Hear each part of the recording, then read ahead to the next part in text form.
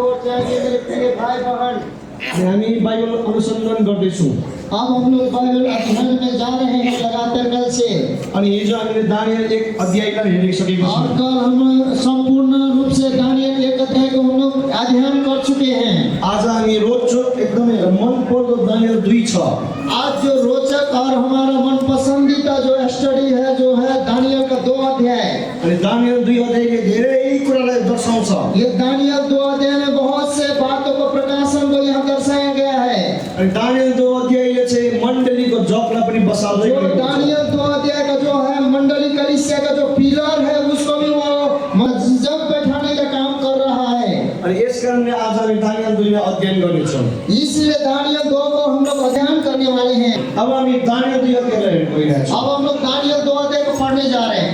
अपने राज्य के दूसरे वर्ष में नबूकदनेस्सर ने ऐसा सपना देखा जिससे उसका मन बहुत ही व्याकुल हो गया और वह सो न सका।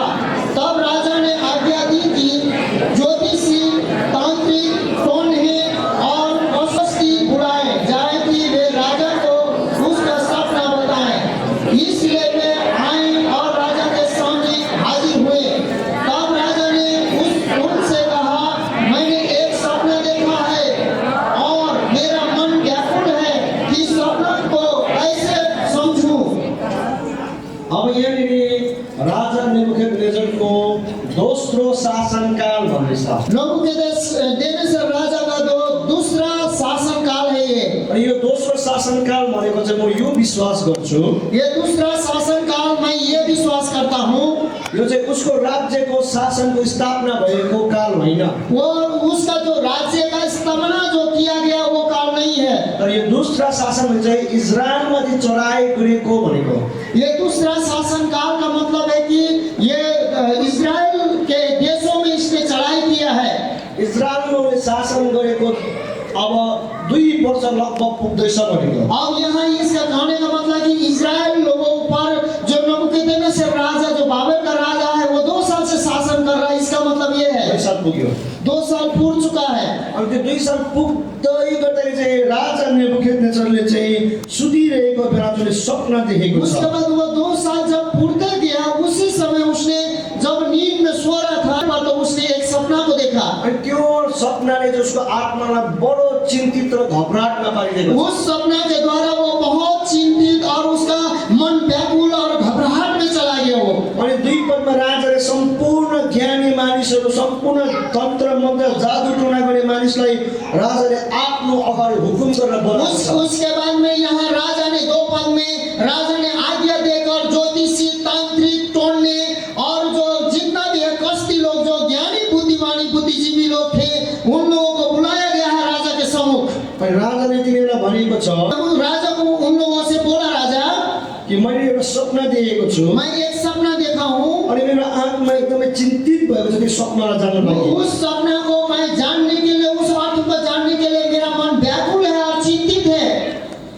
अब यो दानियल 2 अध्यायमा जुन दिएको सपना छ त्यो चाहिँ बादमा गएर चाहिँ बाइबलको एउटा ठुलो प्रकाशको कुरा बनिएर गएको छ। जो दानियल में 2 अध्याय में दिया हुआ नबूकदनेस्सर ने देखा हुआ सपना जो बाइबल में एक बहुत बड़ा प्रकाश बन के गया है।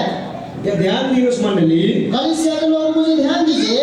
जब त्यो नबूकदनेस्सरले दिएको सपना चाहिँ बादमा गएर दानियलले नै अर्थ लगाउँछ। जब नबूकदनेस्सर ने जो सपना देखा है वो उसका अर्थ दानियल खोलता है।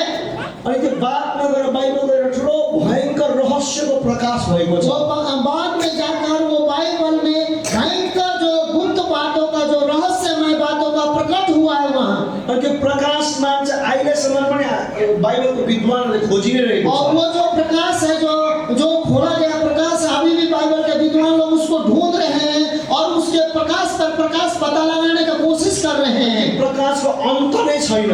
उस प्रकाश का जो दर्शन का जो अर्थ खोला गया उसका प्रकाश का कोई अंत नहीं है। अनि यो दर्शनको प्रकाश चाहिँ कहाँबाट आयो? ये दर्शन का प्रकाश कहाँ से आया? त्यो चाहिँ सम्राट नेबुकदनेस्सर राजाको सपनाबाट आएको छ। वो जो प्रकाश है सपना का प्रकाश है ये नबूकदनेस्सर जो बाबेल का जो राजा था उसके सपना दर्शन के सपना के द्वारा आया है। अनि सपनाले चाहिँ त्यो प्रकाशलाई खोलिदिएको छ। वो जो सपना है वो प्रकाश को खोल दिया है। अनि यसले चाहिँ के दर्शाउँछ भने इससे क्या समझ में आता है? त्यो नेबुकदनेस्सर राजा सम्राट चाहिँ जो नबूकदनेस्सर राजा जो सम्राट था, उसले उद्धार पाएको छैन, वो उसका उद्धार नहीं हुआ है। यीशुको रगतले उद्धारिएको छैन, वो यीशु मसीह के लहू से धोआ भी नहीं गया है। ऊ नयाँ गरी जन्मिएको छैन, वो नया सृष्टि होकर जन्म भी नहीं लिया है। अनि यीशु ख्रीष्टलाई उद्धारकर्ता र मुक्तिदाताको रूपमा ग्रहण गरेको वो छैन। यीशु मसीह को उद्धारकर्ता और मुक्तिदाता के रूप में वो जानता भी नहीं, ग्रहण भी नहीं किया है। तर उसले देखेको सपना चाहिँ संसारको आउने साम्राज्यहरूलाई प्रभाव पार्ने अनि बाइबलको एउटा ठुलो प्रकाश बनेको छ। परंतु यहाँ पर जो नबूकदनेस्सर ने देखा हुआ सपना, एक जो आने वाला पीढ़ी को एक प्रकाश और बाइबल का एक प्रकाशमान प्रभाव डाला गया है। आउनेवाला संसारको भन्छ शासकहरूको विषयमा भविष्यवाणीको दर्शन देखेको छ। जो आने वाले दिन में क्या होने वाला, शासक लोग जो कैसे शासन करेंगे, उसमें बाइबल के अनुसार एक प्रकाश का जो दर्शन सपना देखा उसने। यो सुरुवात चाहिँ एउटा अन्य जाति राजा सम्राट बेबिलोनको सपनाबाट सुरु भएको छ। ये जो स्वप्न दर्शन का जो प्रकाश है, जो बाइबल में मिलता जुलता है, ये जो है एक अन्य जाति नबूकदनेस्सर सम्राट के द्वारा शुरू हुआ है। अनि त्यो सम्राटले देखेको दर्शन चाहिँ यत्रो तन्केर लामो भएर गएको छ। और ये जो सम्राट ने देखा हुआ सपना है, वो बहुत लंबा हुआ है। त्यो सपना चाहिँ सपनामा मात्र सीमित भएन, ये सपना खाली रात में देखा और बयान खत्म नहीं हुआ। त्यो सपना सपनामा सीमित भएन, ये सपना सपने में सीमित नहीं रहा, सिमट के नहीं रहा। यो सपना चाहिँ आउने भविष्यको इतिहासमा घट्ने घटना भएर गएको छ। ये सपना जो आने वाला भविष्य में इतिहास रच कर गया है सपना के द्वारा। त्यस्तै प्रकारले आज मण्डली कहाँ चुक्दैछ? उसी प्रकार से आज कलीसिया के लोग, मंडली के लोग कहाँ चुक रहे हैं? राजा नेबुकदनेस्सरको दर्शन सपना चाहिँ यति लामो तन्केर र भविष्यमा घट्ने घटनाको इतिहास बन्यो। जब राजा नबूकदनेस्सर ने सपना देखा तो आने वाले दिन में इतिहास में जो लंबा सा क्या होने वाला भविष्य को जान पाए। त्यस्तै प्रकारले नयाँ गरी जन्मिएको प्रभुलाई उद्धारकर्ता मुक्तिदाता बनेको व्यक्तिमा उसी प्रकार प्रभु यीशु मसीह को ग्रहण करके नया जन्म पाया हुआ, ग्रहण किए हुए व्यक्ति में, उद्धार पाएको व्यक्तिले, उद्धार पाए हुए व्यक्ति में, पवित्र आत्मा पाएको व्यक्तिले, पवित्र आत्मा पाया हुआ व्यक्ति में उसको जीवनमा पनि परमेश्वर स्वप्नद्वारा बोल्नु थाल्छ। उनके जीवन में भी परमेश्वर अपने स्वप्न के द्वारा बात करना शुरू करते हैं। परमेश्वर सबैसँग दर्शनद्वारा बोल्नु सक्दैन, परमेश्वर स्वप्न के द्वारा नहीं बोलते सभी के साथ। सबैसँग स्वर्गदूत आएर बोल्नु सक्दैन, सभी के साथ स्वर्गदूत प्रकट होकर आके बातचीत नहीं कर सकता है। सबैको साथमा परमेश्वरले स्वर्ग लगेर उनलाई सबै कुरो देखाउन सक्दैन। सभी कोई विश्वासी को परमेश्वर अपने स्वर्ग सिंहासन में आत्मा में ले जाके सारा सिंहासन नहीं दिखा सकता है। सबैसँग यीशु ख्रीष्ट आमने सामने आएर बोल्नु सक्दैन। सभी इसके विश्वासी के साथ यीशु मसीह आमने सामने प्रकट होकर बात नहीं कर सकते हैं। सबैसँग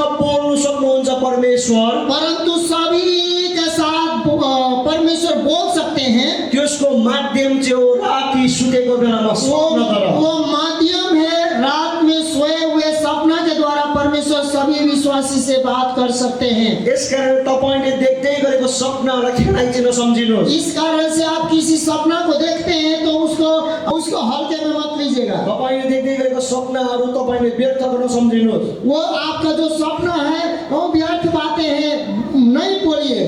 तपाईले देख्दै गरेको सपनाहरू चाहिँ ईश्वरले आउने भविष्यको आधार गरेको कुराहरू हो। क्योंकि जो आप सपना देखते हैं तो ईश्वर के द्वारा आया हुआ एक चेतावनी भी हो सकता है, एक आज्ञा भी हो सकता है। तपाईले देख्दै गरेको सपना चाहिँ ईश्वरले तपाईको लागि रणनीतिहरू राखिदिएको कुराहरू हो। वो जो आप सपना देखते हैं तो आने वाले दिन में आपका रणनीति क्या क्या होता है, कैसे कार्य करना है, आपके लिए क्या बोलते हैं दर्शन भी है। अनि तपाईले देख्दै गरेको सपना चाहिँ धेरैचोटि ईश्वरले तपाईँ भित्री चाहिँ आज कुन कुरो खतरा छ त्योबाट बाँचिनुको लागि उपाय दिँदै गरेको। यदि कोई सपना दर्शन देखते हैं विश्वासी लोग तो आप कौन सा समस्या से होते जा रहे हैं और वो समस्या से आता है तो कैसे बच सकते हैं उस खतरा से, ये भी हो सकता है। किनभने नयाँ गरी जन्मेको पवित्र आत्माले भरिएको व्यक्तिकोमा यो क्षमता छ, सपना देख्न सक्छ। क्योंकि नया करके जो जन्मता है, यीशु मसीह को ग्रहण करता है, उनके पास ये क्षमता होता है कि ईश्वर के सपना को देख सके, ईश्वर के सपने के द्वारा बातों को समझ सके। यसको प्रमाण चाहिँ यो 28 ले दिन्छ।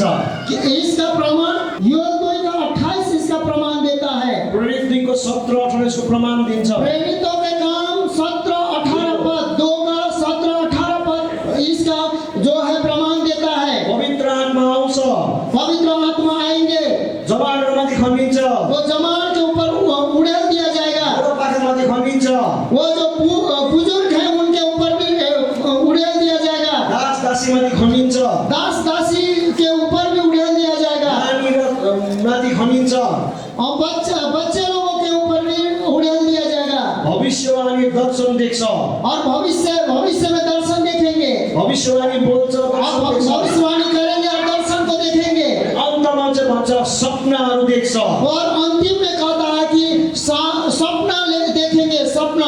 अनि सपना चाहिँ बेकार हो भने किन पवित्र आत्माले सपना दिनु? क्योंकि सपना यदि व्यर्थ और बेकार है तो पवित्र आत्मा क्यों सपना देगा? धेरै पास्टरहरू आफ्नो सपनालाई लेखेर राख्दैन, बहुत से पास्टर लोग अपने सपना को लिखे नहीं रखते हैं। धेरै पास्टरहरू आफ्नो सपनालाई रिकर्ड गर्दैन। बहुत से पास्टर लोग अपने सपना को रिकॉर्ड नहीं करते हैं। यसकारण उसको चर्चमा समस्या आएको छ, समाधान कहिले भेटाउँदैन। और समस्या चर्च में आता है, समाधान कभी नहीं मिलता है। फेरि समाधान चाहिँ ईश्वरले सजिलोसँग सबैसँग बोल्ने तरिका चाहिँ सपनाद्वारा हो। समाधान जो है ईश्वर के एक तरीका है जो बोलने का माध्यम है, वो रात्रि के सपना में। अनि सपनाद्वारा ईश्वर तपाईँसँग बोल्दै गरेको हुन्छ। सपना के द्वारा ईश्वर जो अपना बातचीत को प्रकट करते हैं। हामी सबै पढ्नेछौँ। हम लोग सब कोई पढ़ेंगे। अयुब 33 को 14-15। अय्यूब के पुस्तक 33 का 14 और 15 को हम लोग पढ़ेंगे। क्योंकि परमेश्वर का एक क्या वरन 2 बार बोलता है, परंतु लोग उस पर चित्त नहीं लगाते।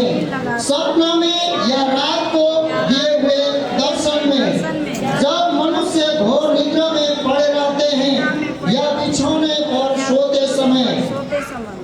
परमेश्वर रातको सपनामा जब मानिस सुतिरहेको छ त्यतिबेला बोल्छ भन्छ। यहाँ पर वचन कहता है कि मनुष्य जब रात के घोर निद्रा में सुता हुआ रहता है, परमेश्वर सपना के द्वारा बोलता है। यसकारण आजदेखि उता चाहिँ आफ्नो सपनालाई चाहिँ हल्कामा नलिनुहोस्। इसलिए आज के उपरांत आप अपने सपना जब देखते हैं तो उसको हल्का मत लीजिए।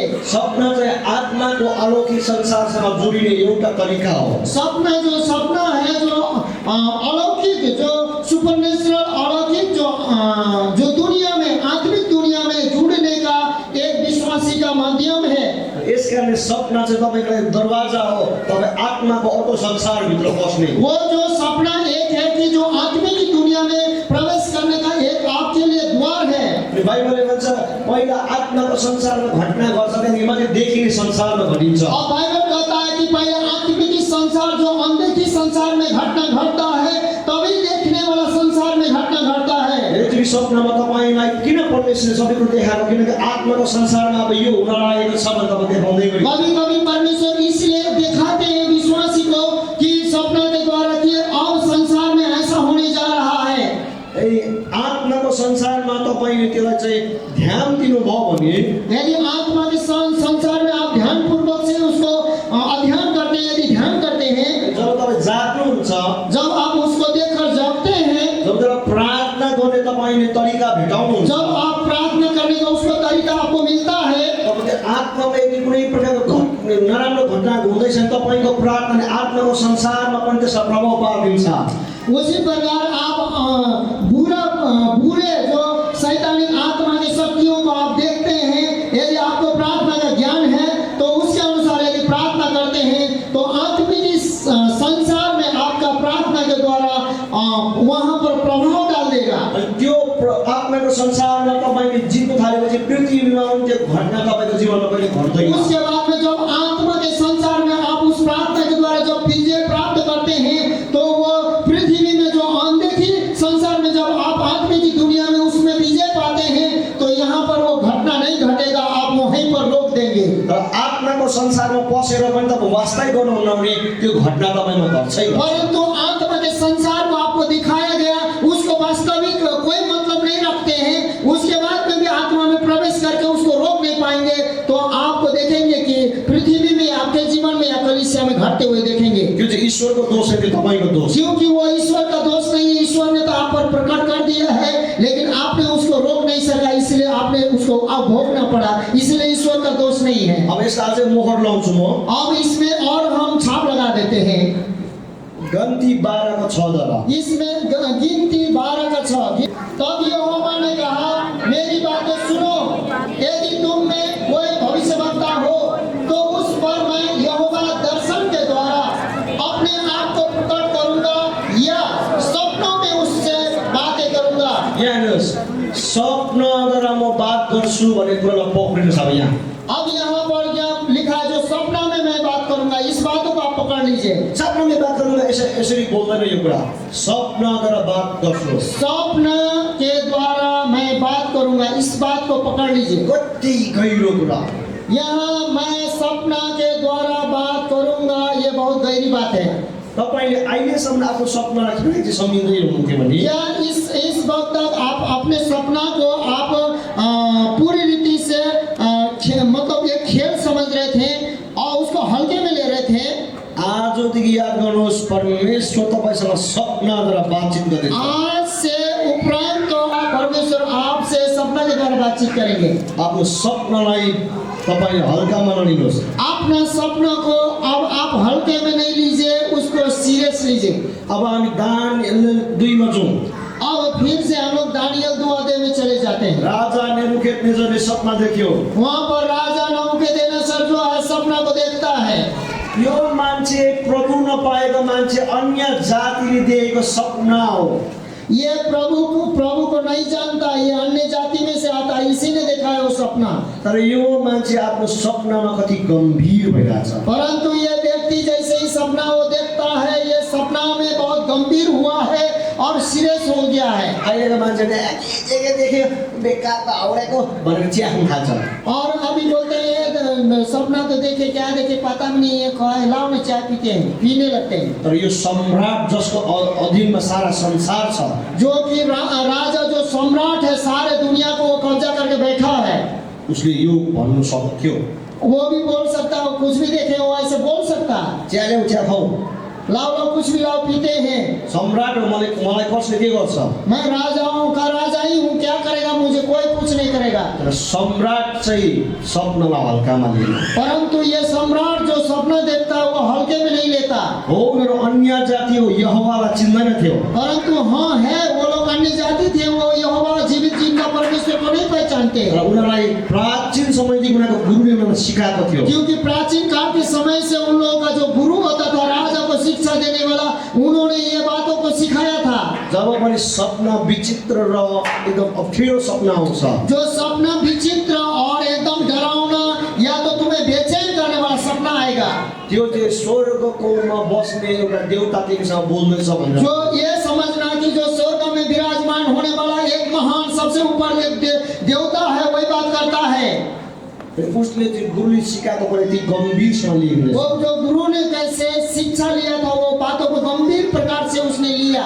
तपाईले हामी त बाइबलमा यति विषय बताइदिएको छ सपनाद्वारा प्रभु बोल्छ भनेर। बाइबल में बहुत सी जगह में बता दिया गया है कि परमेश्वर यहोवा सपनों के द्वारा बात करता है। किन गम्भीर नलिएको?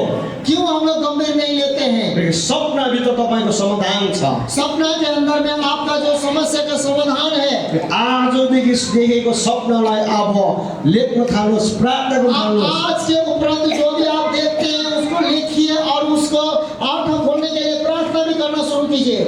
बाइबलमा पन्टुस पिलातुस भन्ने राजा छ, बाइबल में पोंतुस और पिलातुस नाम का एक राजा है, जसको अधीनमा यीशु ख्रीष्ट क्रुसमा चढेको छ। जो जिसके अधीन में यीशु मसीह जो क्रूस में चढ़ा। तर याद छ तपाईँलाई, परंतु आपको याद है उसको पत्नीले पनि सपना देखेको छ। उसके पत्नी भी पिलातुस के पत्नी भी सपना देखती है। यीशु ख्रीष्टलाई छोड्दियो, यो मान्छे धार्मिक हो भन्ने उनले सपना देखेको छ। उसके बाद वो बोलती है कि यीशु मसीह को छोड़ दो, ये धार्मिक व्यक्ति है, क्योंकि मैं सपना में व्याकुल हुई हूँ। हेर्नुहोस्, अन्य जातिको बुढीले सपना देखेको छ त्यति बेला पनि। जो अन्य जाति का पिलातुस के जो पत्नी है, अन्य जाति का जो पत्नी है, वो भी सपना देखती है। सपनामा देखेर भयभीत हुँदैछ, मान्दैछ यो मान्छे चाहिँ निर्दोष नै हो। और सपना में देख भयभीत होकर बेचैनी होकर बोलती है कि अपने पति राजा को जाके सम्राट को बोलती है कि ये व्यक्ति निर्दोष है, इसको छोड़ दीजिए, क्रूस में मत टांगिए। प्राचीन समयको मानिसलाई सिकाएको छ, जब सपनाले तिमीलाई बेचैन पार्छ, त्यो सपना चाहिँ उनीहरूले यहोवा भन्न जान्दैन, स्वर्गमा हुने एउटा देवता तिमीसँग बोल्दैछ भनेर। प्राचीन काल के लोगों को मालूम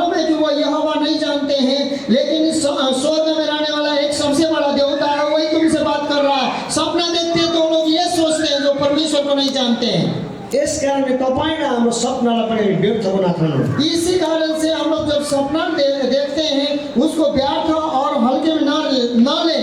अब सपनाको विषयमा हामी अगाडि जाउँ। अब हम लोग सपना के विषय में देखने के लिए और आगे बढ़ेंगे। दानियल 2:4।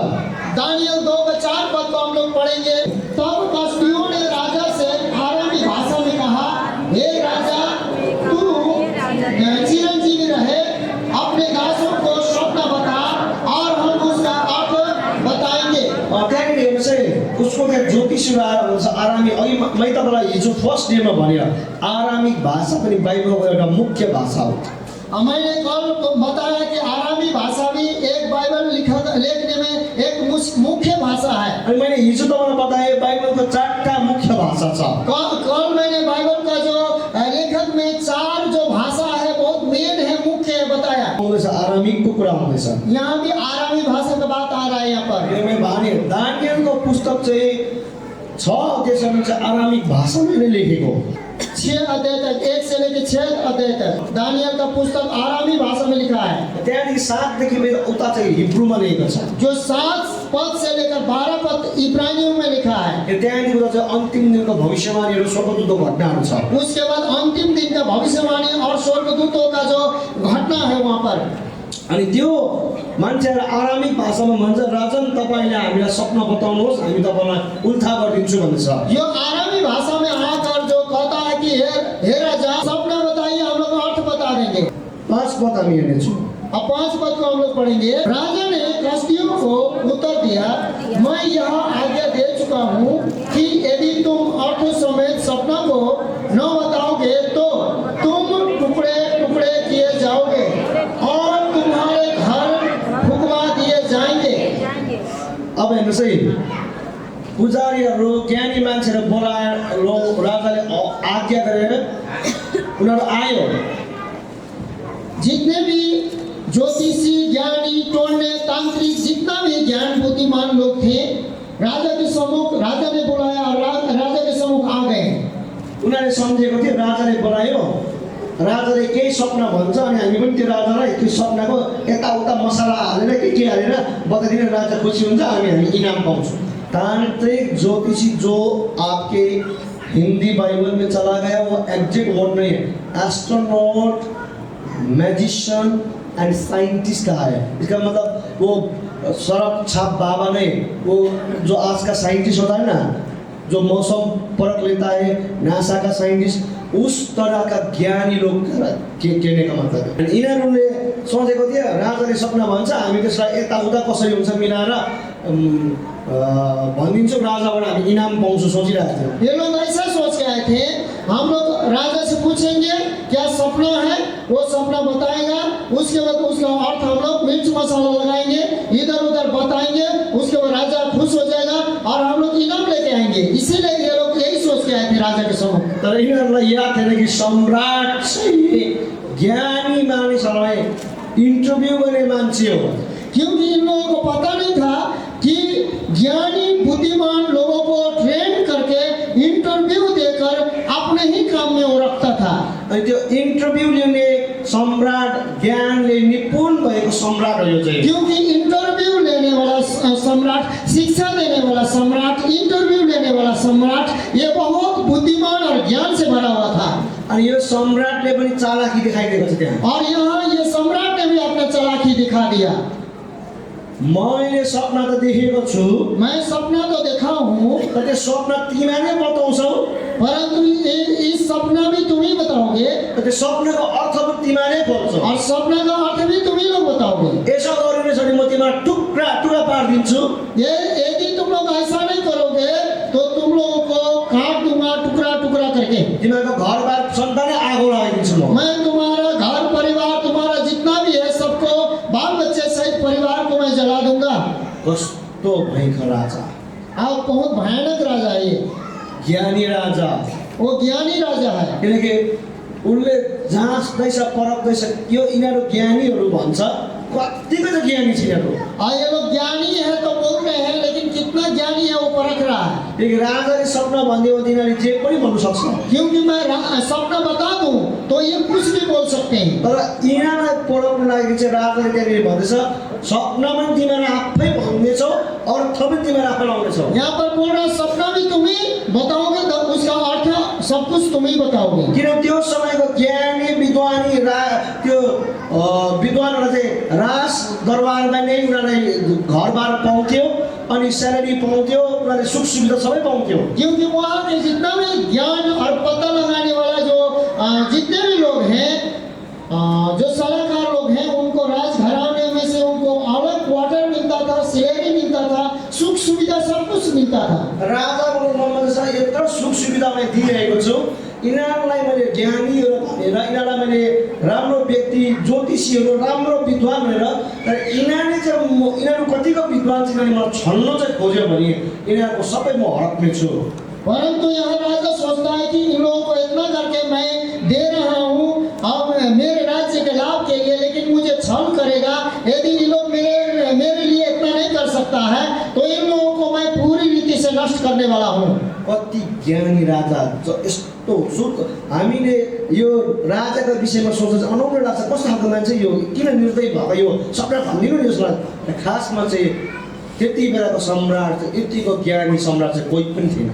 अब हम लोगों को लगता है कि वो उसका सपना बता देता तो अर्थ लोग खोल देते, ऐसा लगता है। लेकिन उस समय का जो सम्राट नबूकदनेस्सर, जो बाबेल का जो राजा था, वो सबसे बड़ा ज्ञानी और बुद्धिमान राजा था। हामीलाई देख्नुमा चाहिँ यो सम्राट चाहिँ एकदम निर्दयी जस्तो लाग्छ। हम लोगों को सोचने में लगता है कि पढ़ने में लगता है कि ये सम्राट बहुत निर्दयी और बहुत कट्टर था, तर वास्तवमा चाहिँ ज्ञानी हो। परंतु ये वास्तव में ये ज्ञान से भरा हुआ व्यक्ति था। उसले चाहँदैन कसैले पनि उसलाई म्यानिपुलेट गरेको, उसलाई छल गरेको। वो कभी नहीं चाहता था कि उससे मैनिपुलेट करे और छल करे।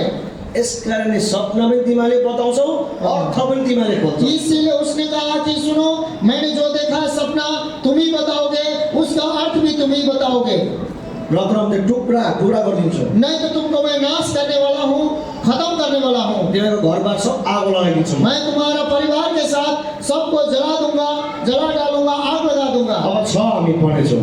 अब यहाँ पर 6 पद में हम लोग जब पढ़ते हैं, और यदि तुम अर्थ समझ सपना को बता दो तो मुझसे भांति भांति के दान और भारी प्रतिष्ठा पाओगे, इसलिए तुम मुझे अर्थ समझ सपना बताओ। अब भन्दैछ सपनाको अर्थ चाहिँ बताइदियो र त्यसको अर्थ खोलिदियो भने चाहिँ, सपना र सपनाको अर्थ सपना बताइदियो अनि अर्थ खोलिदियो भने चाहिँ दामी दामी तिमीले गिफ्टहरू, उपहारहरू, आदर सम्मान पाउँछौ भन्दैछ। अब यहाँ पर राजा उनको बोल रहा है, ज्ञानी लोगों को बोल रहा है, तुम अर्थ समझ सपना को बता दो तो मुझसे बहुत से चीजों का जो भांति भांति का जो दान है, और थोड़ा मात्रा में नहीं, भारी प्रतिष्ठा में वो दानों को, गिफ्ट को तुम पाओगे। लेकिन तुम्हारा काम ये है, सपना भी तुम्ही को बताना है, उसका अर्थ में हमको दोनों बता देना है। सोचेर के आउँदैछ? अब यहाँ क्या सोच के लोग आए थे? राजाले सपना भन्छ, हामी यताउता मिट मसाला लगाएर कसो गरेर तलाई दिइहाल्छौँ। वो लोग सोच के आए थे कि राजा से पहले पूछेंगे हम लोग सपना क्या देखे हैं, और उनसे सुनेंगे, उसके बाद में हम बता देंगे। तर राजा उनीहरूभन्दा चङ्खो निस्क्यो। परंतु राजा उससे भी बुद्धिमानी निकला। राजाले भन्छ सपना पनि तिमीहरू बताउँछौ, तिमीले नै अर्थ खोज्छौ। अब यहाँ राजा बोल रहा है, सुनो, ऐसा काम करो ज्ञानी लोग, सपना भी तुम्ही बताओ, अर्थ भी तुम्ही बताओ। बडो कठिनाइमा हालेको छ। यहाँ बहुत जो जितने भी जो हैं ज्ञान सलाहकार लोग बहुत मुश्किल और कठिनाई में पड़ चुके हैं। जादूगर, जो साइंस, मौसम को देखने वाला, ज्योतिषी, दिशा को पता लगाने वाला, बहुत कठिन में पड़ चुके हैं। अब 7 मा के भन्छ पढ्नुहोस्। आइए 7 पद को पढ़ते हैं, क्या कहता है? उन्होंने दूसरी बार कहा, हे राजा, सपना तेरे दासों को बताया जाए और हम उसका अर्थ समझ जा देंगे। उनीहरू चाहिँ जित्ती जा, उनीहरू पनि सपना बताउनुहोस्, राजा हामी अर्थ खोलिदिन्छौँ। वो लोग भी जिद्दी कर रहा है, नहीं, आप जो बोल रहे हैं ऐसा नहीं होगा। पहला तो नियम के अनुसार यह है कि सपना बताओ तभी अर्थ खोला जाएगा, सपना बताओ तभी अर्थ खोला जाएगा। वो लोग भी जिद कर रहे हैं। राजा फेरि चौको निस्केको छ। परंतु यहाँ राजा बोल रहा है, राजा तेज है, ऐसा करने वाला नहीं है। 8 हेर्नुहोस् हामी। 8 में पढ़ते हैं, राजा ने उत्तर दिया, मैं निश्चय जानता हूँ कि तुम यह देखकर कि राजा के मुँह से आज्ञा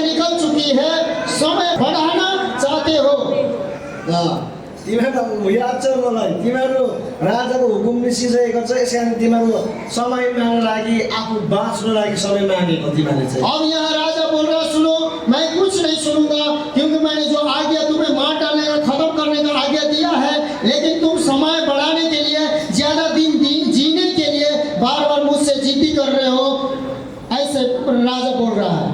राजाले कडाभन्दा कडा कुरा निकाल्दैछ। अब यहाँ राजा पूरी रीति से बहुत नियम को और मुश्किल करते जा रहा है। हामी 9 पढ्नेछौँ। अब यहाँ पर 9 पद में आइए पढ़ते हैं क्या बोलता है। इसलिए यदि तुम मुझे स्वप्न न बताओ तो तुम्हारे लिए एक ही आज्ञा है, क्योंकि तुमने गोष्ठी की होगी कि जब तक समय न बदले तब तक हम राजा के सामने झूठी और गपशप की बातें कहा करेंगे। इसलिए तुम मुझे स्वप्न बताओ, तब मैं जानूंगा कि तुम उसका अर्थ भी समझा सकते हो। वाह, कस्तो शक्ति र चौखो चतुर राजा यो। ये कितना तेज और कितना बुद्धिमानी राजा था, जो चतुर था कि इस प्रकार के ज्ञानी लोगों से बोल रहा है। तिमीहरूले मलाई मैले सपना बताइदिएँ, तिमीहरूले मलाई उल्टा पाल्टी कुरा भन्दै बस्ने र तिमीहरूले गफ गर्दै बस्छौ तिमीहरू मसँग। यदि मैं सपना बता दूं तो तुम मुझे गपशप करके अपने टाइम को मेरे टाइम को मतलब बढ़ा दोगे उल्टा पाल्टी कुरा गर्दै और उधर इधर गपशप का उल्टा बातों को सुनाते रहोगे। तर म त्यो चाहदिनँ। तिमीहरूले मलाई सपना भन, अनि सपना भनेपछि म यो पनि चाह पाउँछु तिमीहरूले भनेको अर्थ पनि सही हो। मैं ये चाहता हूँ यदि तुम सपना बताओगे तो मैं विश्वास करता हूँ तुम सपना का अर्थ भी बताओगे, इसलिए तुम सपना नहीं बता पाओगे तो अर्थ भी नहीं बता पाओगे, इसलिए तुम टाइम बढ़ा रही हो। पहिला सपना बताओ। पहले सपना बता दो मेरा। अब 10 हेर्नेछौँ हामी। आइए दोस्त को हम लोग सबको मिलकर पढ़ते हैं। कसदियों ने राजा से कहा, पृथ्वी भर में ऐसा कोई मनुष्य नहीं जो राजा के मन की बात बता सके, और न कोई ऐसा राजा या प्रधान या हाकिम कभी हुआ है जिसने किसी ज्योतिषी या तांत्रिक या कसदी से ऐसी बात पूछी हो। अब हेर्नुहोस् त्यो जादुगर त्यो ज्ञानी मान्छे भन्छ पृथ्वीमा यस्तो कोही पनि छैन जसले राजाको मनको कुरा जान्दैछ। जो पृथ्वी में कोई भी कसदी, कोई भी ज्योतिषी, कोई भी ऐसा व्यक्ति नहीं है कि राजा के मन के बातों को जान सके। अनि कोही हाकिमले अहिलेसम्म कोही राजाले यस्तो कुरा जान्दैन पनि। कोई हाकिम, कोई राजा भी इस बात को नहीं समझ सकता, नहीं जान सकता। हे सम्राट, जो तिमीले माग्छौ यो चाहिँ यति कठिन, अहिलेसम्म कुनै सम्राट कुनै राजाले पनि यस्तो कुरा मागेको छैन। और जो तुम मांग कर रहे हो किसी राज्य में किसी प्राचीन काल के सम्राट से लेकर अभी तक तुमने जो मांगा है अभी तक किसी ने मांगा ही नहीं है। हामी 11 हेर्नेछौँ। 11 पद को आइए सबको मिलकर पढ़ेंगे। जो बात राजा पूछता है वो अनोखी है और देवताओं को छोड़कर जिनका निवास मनुष्य के संग नहीं है, और कोई दूसरा नहीं जो राजा को यह बात बता सके। राजा तिम्रो जुन बिन्ती छ त्यो यति कठिन छ कि यो चाहिँ मान्छेले हैन देवता बाहेक अरू कसैले बताउन सक्दैन। ज्ञानी मानी लोग बोल रहे हैं जो बात जो राजा पूछता है और जो है वो देवता ही लोग बता सकता है, ये संसार के निवास करने वाला मनुष्य नहीं बता सकता है। अर्को भाषामा भन्छ यो जादुवालाहरू, यो ज्ञानी पुरुषहरू, यो विज्ञानको महारथीहरूले, और दूसरा भाषा में कहने का मतलब जादू टोने, ये जो साइंटिस्ट है, जो ज्ञानी जो लोग हैं, यिनीहरूले पनि एउटा कुरा मान्दैछ। ये लोग भी एक बातों को स्वीकार कर रहे हैं। त्यो चाहिँ के हो भने हामी चाहिँ लिमिट छौँ। वो लोग बोल रहे हैं कि हम लोग जो भी हो, जैसा भी हो, इस पृथ्वी के हैं और लिमिट है, हाम्रो सीमित छ।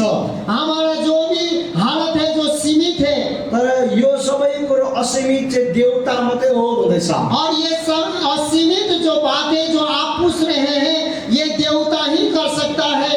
अर्को भाषामा हो भने चाहिँ ईश्वर यहोवा मात्रै असीमित हो भनेको नि। दूसरा भाषा में कहने का मतलब है कि यहोवा जो परमेश्वर ही है जो सब कुछ जानता है और असीमित है।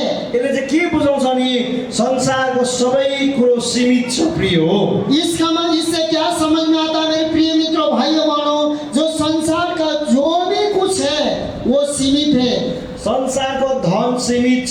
संसार का जो धन है सीमित है, संसारको बल र ज्ञान पनि सीमित छ। संसार का बल और ज्ञान है वो भी सीमित है, संसारको राज्य र राजनीतिहरू सीमित छ। तो संसार का राज्य और राजनीति के सीमित है। तर यहोवा जो स्वर्गमा बस्नुहुन्छ उहाँमा त असीमित जो हुनुहुन्छ। यहोवा परमेश्वर जो स्वर्ग में विराजमान है वही मात्र केवल असीमित है। अनि त्यो असीमित परमेश्वरमा विश्वास गर्ने व्यक्ति कहिले शरममा पर्दैन।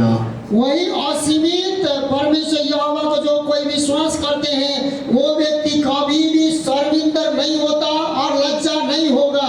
तपाईले आज कुनै व्यक्ति विशेषलाई भरोसा गर्नुहुन्छ त्यो सीमित हो। किसी व्यक्ति विशेष के साथ आप भरोसा करते हैं वो बड़ा नहीं है, सीमित हो त्यो। वो सीमित है। तर ईश्वरमाथि जब तपाईले आफ्नो भरोसा राख्नुहुन्छ परंतु आप ईश्वर पर जब आप भरोसा रखते हैं त्यो चाहिँ असीमित भएर जान्छ। जो असीमित होकर चला जाता है।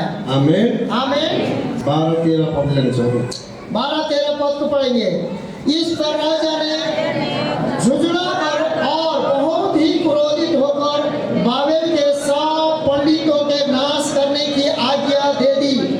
अंत यहाँ आज्ञा निकली और पंडित लोग का घात होने पर था और लोग दानियल और उसके संगियों को ढूंढ रहे थे कि वे भी घात किए जाएं। अब हेर्नुहोस् त्यहाँनिर ज्ञानी मानिसहरूलाई सबै सल्लाहकारहरूलाई मार्ने अब अर्डर निस्केको छ। यहाँ पर जितना भी ज्ञान बुद्धिमान जितने भी ज्योतिषी हैं टोने हैं और जितना भी सलाहकार है अब राज दरबार में जितने भी काम करते हैं सबको मार डालने का ये आदेश मिला है। अनि त्यो आदेश निस्किँदै त्यो आदेशभित्र चाहिँ दानियल र उसको 7 जना साथीहरू पनि मुचिएको छ। जो दानियल उस इस आदेश में जो दानियल सरदक मेशक जो उसका दोस्त थे दानियल का 3 थे वो लोगों को भी अब इसमें मारना है। ज्ञानीहरूलाई मार्ने अर्डर निक्लिनु बित्तिकै त्यो राज दरबारको सिपाहीहरूले अब दानियल र उसको साथीलाई पनि खोज्नु थालेको छ। उसके बाद में जो मारने वाले जितना भी जो है जो पंडित लोगों को जो टोने लोगों को तांत्रिक लोगों को ज्योतिषी लोगों को मारने वाले लोग अब दानियल और दानियल के तीनों दोस्त को भी खोज रहे हैं। 14-15 में हेर्नेछौँ। 14-15 में देखेंगे तब दानियल ने अंगरक्षकों के प्रधान अर्योक से जो बाबेल के पंडितों को घात करने के लिए निकला था सोच विचार कर और बुद्धिमानी के साथ कहा और राजा के हाकिम अर्योक से पूछने लगा यह आज्ञा राजा की ओर से उतावली के साथ क्यों निकली। राजाले यो यस्तो डरलाग्दो यति साह्रो आवेशमा आएर किन यति डरलाग्दो मार्ने आज्ञा निकालेको भनेर अंगरक्षकलाई सोध्दैछ दानियलले। यह अंगरक्षक पूछ रहा दानियल कि इतना उतावली के साथ सब ज्ञानी और बुद्धिमानी व्यक्ति को मारने का राजा को कैसे मन में आया बोल के जो अर्योक से जो रक्षक है उससे पूछ रहा है। 16-17 हामी पढ्दैछौँ। और 16-17 में तब अर्योक ने दानियल को इसका भेद बता दिया और दानियल ने भीतर जाकर राजा से विनती की कि उसके लिए कोई समय ठहराया जाए तो वह महाराज को स्वप्न का अर्थ बता देगा।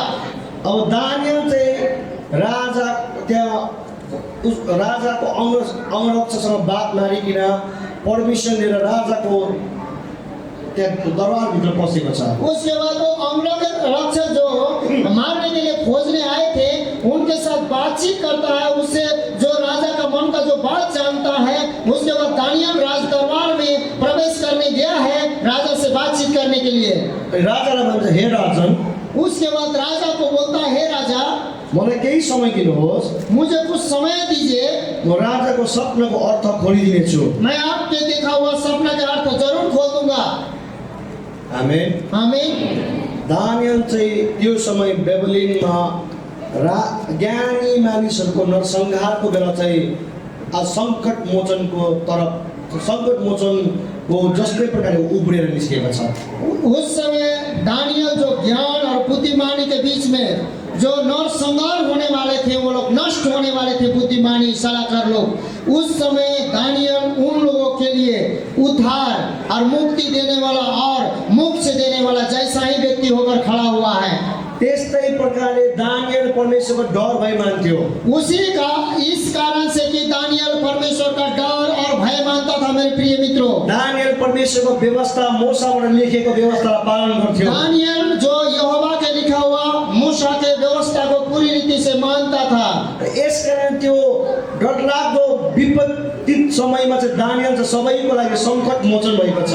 उसी समय जो डर और विपत्ति के समय, जो कि अंतिम विपत्ति नष्ट होने के समय में भी दानियल लोगों के लिए और अपने लिए एक संकट और मोचन का काम कर रहा है। तपाईँ जब परमेश्वरको डर भई मान्नुहुन्छ, जब आप परमेश्वर का डर भय में मानते हैं, जब तपाईँ परमेश्वरको वचनको व्यवस्थालाई पालन गर्नुहुन्छ, जब परमेश्वर के वचन के व्यवस्था को आप पालन करने लगते हैं, जब तपाईँको परिवारमा, तपाईँको मण्डलीमा, तपाईँको समाजमा सङ्कट आउँछ, जब मंडली परिवार में आपके जीवन में संकट और समस्या आती है, तपाईँको समाजमा जब सङ्कट आउँछ, तब आपके समाज जो संकट में फंस जाता है, तपाईँ त्यो व्यक्ति हुनुहुन्छ जसले मण्डली परिवारलाई, समाजलाई आज सङ्कटबाट, समस्याबाट बाहिर निकाल्ने व्यक्ति तपाईँ हुनुहुन्छ।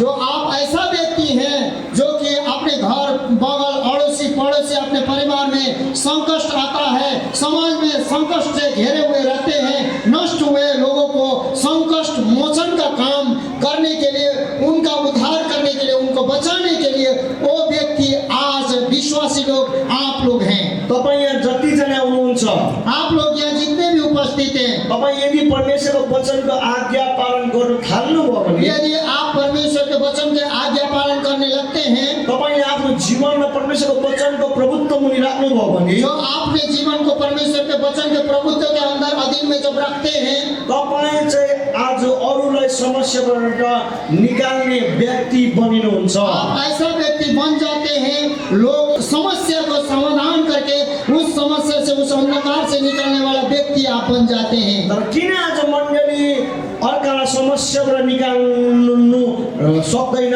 तर आफै किन समस्यामा छ?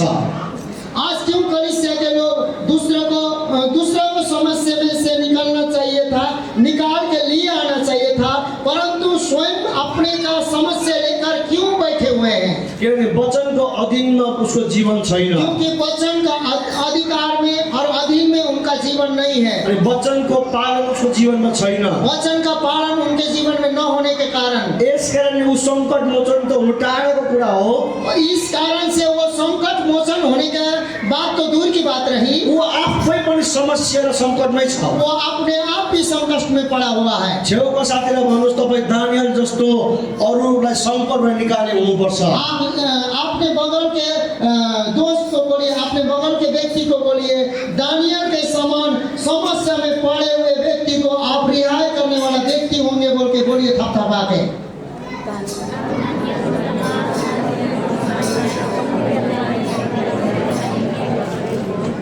आमेन, आमेन। हामी अगाडि बढ्नेछौँ। हम लोग आगे को पढ़ेंगे। 17बाट हामी अगाडि बढ्नेछौँ। अब यहाँ हम लोग 17 को पढ़ेंगे। तब दानियल ने अपने घर जाकर अपने संगी हननिया, मिसाल और अजरिया को यह हाल बताकर कहा, 18 पनि हेर्नेछौँ। इस भेद के विषय में स्वर्ग के परमेश्वर की दया के लिए यह कहकर प्रार्थना करो कि बाबेल के और सब पंडितों के संग दानियल और उसके संगी भी नाश न किए जाएं। अवस्था 17मा दानियल आफ्नो घरमा गएको छ। दानियल 17 पद में अपने घर में गया है अनि आफ्नो साथीहरूलाई भनेको छ। और अपने दोस्तों साथियों को बोला है। त्यो 3 जना साथीहरूलाई भनेको छ।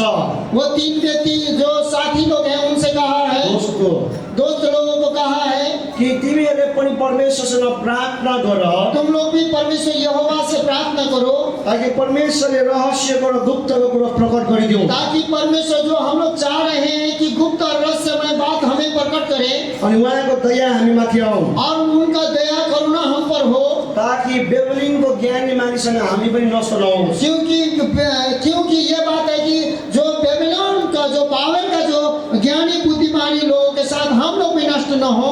त्यहाँनिर दानियलको 3 जना साथीहरू अब प्रार्थनामा बसेको उसके छ। बाद दानियल और 3 लोग यहाँ पर प्रार्थना में बैठ गए।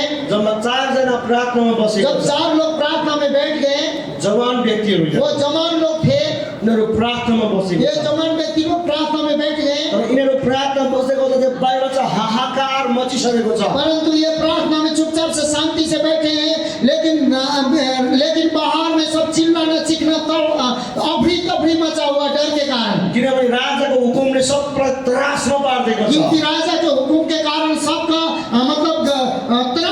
त्रासित हो चुके हैं, क्या बोलते हैं, उनका जान जाने वाला है। राजाको उर्दी दिएको त सबैजना भयभीत र सबैजना आतंकित भएको छ। राजा के उर्दी के कारण, हुकुम के कारण उनके जो राज शासन में अब मरने वाले हैं और वो लोग पूरा विनाश देख रहे हैं, अंधकार में जा रहे हैं। त्यो अन्धकार, त्यो भयभीत हुँदाखेरि त्रासित हुँदाखेरि और त्रासित भयभीत होकर वो लोग बेचैन हैं। भित्र दानियल र उसको 3 जना साथी प्रार्थना गर्दै छन्। परंतु अंदर में दानियल और उनका 3 दोस्त शांति के साथ परमेश्वर के साथ बातचीत कर रहे हैं। अनि हामी अहिले अगाडि हेर्छौँ, अब आगे बढ़ते जाएंगे, हामी अहिले अगाडि हेर्छौँ। अभी थोड़ा देर में और आगे जानेंगे, आगे बढ़ेंगे। तर यही प्रार्थनाले गर्दा चाहिँ सम्पूर्ण ज्ञानी मानिसहरू पनि दानियलको साथीहरू पनि बाँचेको छ। परंतु यही जो दानियल और 3 दोस्तों के प्रार्थना के द्वारा उस बुद्धिजीवी ज्ञानी लोगों को और अपने 4 लोग भी बचे हुए हैं। आज संसार बाहिर अप्रा-तप्री छ प्रिय। आज मेरे प्रिय मित्रों, संसार बाहर, एक चर्च के बाहर देखेंगे, संसार में अफरा तफरी और बेचैनी है। तपाईले न्यूज हेर्नु भने कुनै पनि राम्रो न्यूज छँदै छैन। आज आप न्यूज टीवी खोल के देखिए, न्यूज में किसी भी प्रकार का बढ़िया न्यूज आपको कभी नहीं मिलेगा। न्यूजमा अहिले आतंक र भयभीत गर्ने न्यूजहरू मात्रै छ। क्योंकि न्यूज में जितना भी है आतंक और भयभीत करने वाला न्यूज है। तपाईको अगल-बगलमा सबै आतंकित कुराहरू मात्रै छ। आपका अगल बगल में सिर्फ बेचैनी और आतंकित करने वाली बात है। अब यस्तो अवस्थामा तपाई के गर्ने? परंतु ऐसा अवस्था में क्या करेंगे? यो अवस्थामा दानियल र उसको मित्र जस्तो तपाई प्रार्थनामा बस्नुपर्छ। इस अवस्था को यदि देखते हैं तो दानियल ने और 3 मित्रों ने जब अफरा तफरी के समय में, हाहाकार के समय में, बेचैनी के समय में, लोग हल्ला गुल्ला के समय में मरने वाले थे, नष्ट होने वाले थे, वो लोग होश में नहीं थे, उस समय दानियल ने और 3 दोस्तों ने शांति के साथ प्रार्थना किया है। उसी प्रकार आपको भी ऐसा समस्या देखते हैं तो सावधान के लिए अंदर में जाके प्रार्थना करना चाहिए। प्रार्थनाले तपाईलाई समस्याबाट समाधानमा लान्छ। क्योंकि प्रार्थना के द्वारा, समस्या के द्वारा आपको समाधान की ओर ले जाता है। यो प्रार्थनाले अन्धकारलाई हटाइकिन ईश्वरको ज्योतिलाई प्रकट प्रार्थना गरिदिन्छ। जो है अंधकार समस्या को हटाकर ईश्वरीय ज्योति में, प्रकाशन में ला देता है। प्रार्थनाले मृत्युलाई हटाइकिन यीशु ख्रीष्टको अनन्त जीवन प्रकट गर्छ। प्रार्थना के द्वारा मृत्यु को हटाकर मसीह यीशु जीवन स्वयं है, जीवन की ओर आपको फेर देता है। नेपालीमा एउटा गीत छ, नेपाली में एक गीत है, यसको छोटो लाइन म भन्छु ल। उसका छोटा सा लाइन मैं कहूँगा, यो यसरी छ, ये इस प्रकार से है। यीशुमाथि उचालिएको देख्न चाहन्छु सबैमा, प्रार्थना हो शक्तिशाली हतियार, किल्लाहरू तोड्दै भत्काउने यीशुमाथि उचालिएको देख्न चाहन्छु हरेकमा। यो एउटा गीत हामी गाउँछौँ। ये ऐसा वाला हम लोग गीत गाते हैं, हर एक में प्रार्थना के द्वारा यीशु उच्चार में उठाए जाएं, इस प्रकार का गीत गाते हैं। और उठाए जाएंगे तो पूरे जो किला है, जो गढ़ है, वो जंजीरें हैं, जो चेन है, जो पृथ्वी का वो जो आत्मिकी जो है टुकड़ा टुकड़ा हो जाएगा, वो किला गढ़ है टूट जाएगा, इस प्रकार का वो गीत है। त्यो गढ़ चाहिँ प्रार्थनाले भत्काउँछ भनेको छ। और वो जो गढ़, जो किला, जो जंजीर तोड़ने वाली ये गीत का कहता है कि प्रार्थना के द्वारा वो टूटेगा। अब हामी 19 देखि बढ्दै जानेछौँ। अब हम लोग 19 से पढ़ेंगे। तब वह भेद दानियल को रात के समय दर्शन के द्वारा प्रकट किया गया। तब दानियल ने स्वर्ग के परमेश्वर का यह कहकर धन्यवाद दिया। वाओ भन्नुहोस् न। वाओ बोलिए। उनीहरू प्रार्थना गर्नुभित्र मात्रै बसेको थियो। जैसे 4 लोग प्रार्थना करने के लिए बैठे थे, राति परमेश्वरले गुप्त र गहिराएको कुरा सबै दानियललाई बताइदियो। रात में परमेश्वर ने गुप्त का जितना भी राजा का देखा हुआ बातों को परमेश्वर के आत्मा ने दानियल को स्पष्ट बता दिया। भन्नुको मतलब प्रार्थनामा शक्ति छ। कहने का मतलब कि प्रार्थना में शक्ति है। आमेन। आमीन। प्रार्थनामा शक्ति छ, प्रार्थना में शक्ति है, प्रार्थनामा समाधान छ। प्रार्थना में समाधान है। आमेन। आमीन। तपाईँ प्रार्थना गर्नुहोस्, तपाईँले समाधान आप भेटाउनुहुन्छ। प्रार्थना कीजिए, आपको समाधान मिलेगा। तपाईँलाई हामीले टाउकोमा हात राखेर समाधान आउँदैन। हम लोग के आपके सिर में हाथ रखेंगे, समाधान आपको नहीं मिलेगा। तपाईँ आफै प्रार्थनामा बिताउनुहोस्, अपने समय प्रार्थना में व्यतीत कीजिए, समाधान तपाईँको लागि आउँछ। समाधान आप स्वयं ला सकते हैं। तपाईँलाई बिजनेसमा कठिनाइ हुँदैछ, आपका बिजनेस में क्या कठिनाई हो रहा है, प्रार्थनामा घुँडा टेक्नु, प्रार्थना कीजिए, घुँडा टेक्नु। घुटन टेकिए प्रार्थना में। तपाईँको जीवनमा मण्डली बढेको छैन, आपके कलीसिया में मंडली नहीं पड़ रहा है, घुँडा टेक्नु। घुटने में जाइए, प्रार्थना कीजिए। तपाईँको पारिवारिक सम्बन्ध ठिक छैन, आपका परिवार संबंध ठीक नहीं है, घुँडा टेक्नु। घुटने में जाइए, प्रार्थना कीजिए। तपाईँको छोराछोरी प्रभुमा चर्चमा आउँदैन, आपका बाल बच्चा संतान चर्च में नहीं आते हैं, घुँडा टेक्नु। घुटने टेके प्रार्थना कीजिए। किनकि दानियल र उसको 3जना साथीले समस्याको सामना गर्दै घुँडा टेकेको छ। क्योंकि दानियल के तीन जन जो दोस्त और दानियल समस्या आया, समस्या को देखता नहीं रहा, लेकिन जाके परमेश्वर के सामने घुटना टेके प्रार्थना किया। तुरन्त त्यसको बादमा परमेश्वरले उनीहरूलाई समाधान दिइहालेको छ। तुरंत बाइबल बोलता है कि तुरंत दानियल को उस समस्या का समाधान मिल गया। तपाईँले समस्यामा चाहिँ रुनु बिलाप गर्नु बन्द गर्नुहोस्। आप समस्या आता है तो चिल्लाना चीखना रोना धोना बंद कीजिए, प्रार्थना चाहिँ सबै समस्यालाई बन्द गर्ने चाबी हो। क्योंकि प्रार्थना जो है सारे समस्या को बंद करने वाला एक चाबी है, कुंजी है। अनि प्रार्थना चाहिँ फेरि सबै समाधान र आशिषलाई खोल्ने एक चाबी बन्यो। और प्रार्थना ऐसा भी है, सारे आशीषों को और समाधान को खोलने वाला चाबी भी है। आमेन। आमीन। अब हामी अगाडि बढ्नेछौँ। अब हम लोग आगे को पढ़ेंगे। परमेश्वर का नाम युगन युगन धन्य है, क्योंकि बुद्धि और पराक्रम उसी के है। परमेश्वरको नाम धन्यको छ, किनकि बुद्धि र पराक्रम चाहिँ उसकै नै हो भन्छ। परमेश्वर का नाम युगन युग धन्य का है, क्योंकि बुद्धि और पराक्रम मतलब शक्ति उसको नै हो, उसी का है, यहोवा का। भनेपछि अघिको मान्छेहरू जसले राजाको सपना उल्था लाउँछु भन्थ्यो, त्यो मान्छे चाहिँ बुद्धिमा होइन भावनामा थियो। क्योंकि जो राजा का सपना का अर्थ लगाऊंगा बोल के जो बुद्धिजीवी व्यक्ति राजा के सामने आए थे, वो बुद्धि में नहीं, वो भावना में चल रहे थे। किनकि बुद्धि चाहिँ ईश्वरको हो। क्योंकि बुद्धि मनुष्य का नहीं, बुद्धि ईश्वर का है। यसले चाहिँ के बुझाउँछ भने तपाईँ आज कुनै जीवनमा कुनै डिसिजन गर्नुपर्ने, निर्णय लिनुपर्ने छ भने परमेश्वर बुद्धि माग्नुहोस्, उहाँले तपाईँलाई बुद्धि दिनुहुन्छ। ये आपको क्या समझाता है और क्या समझ में आता है, क्योंकि हमारा बुद्धि जो है यहाँ का मनुष्य का एकदम बेकार है और सीमित है, लेकिन परमेश्वर का जो बुद्धि है, किसी बात को आप डिसाइड करते हैं, डिसीजन लेते हैं महत्वपूर्ण बात को, तो आप परमेश्वर से बुद्धि मांगे।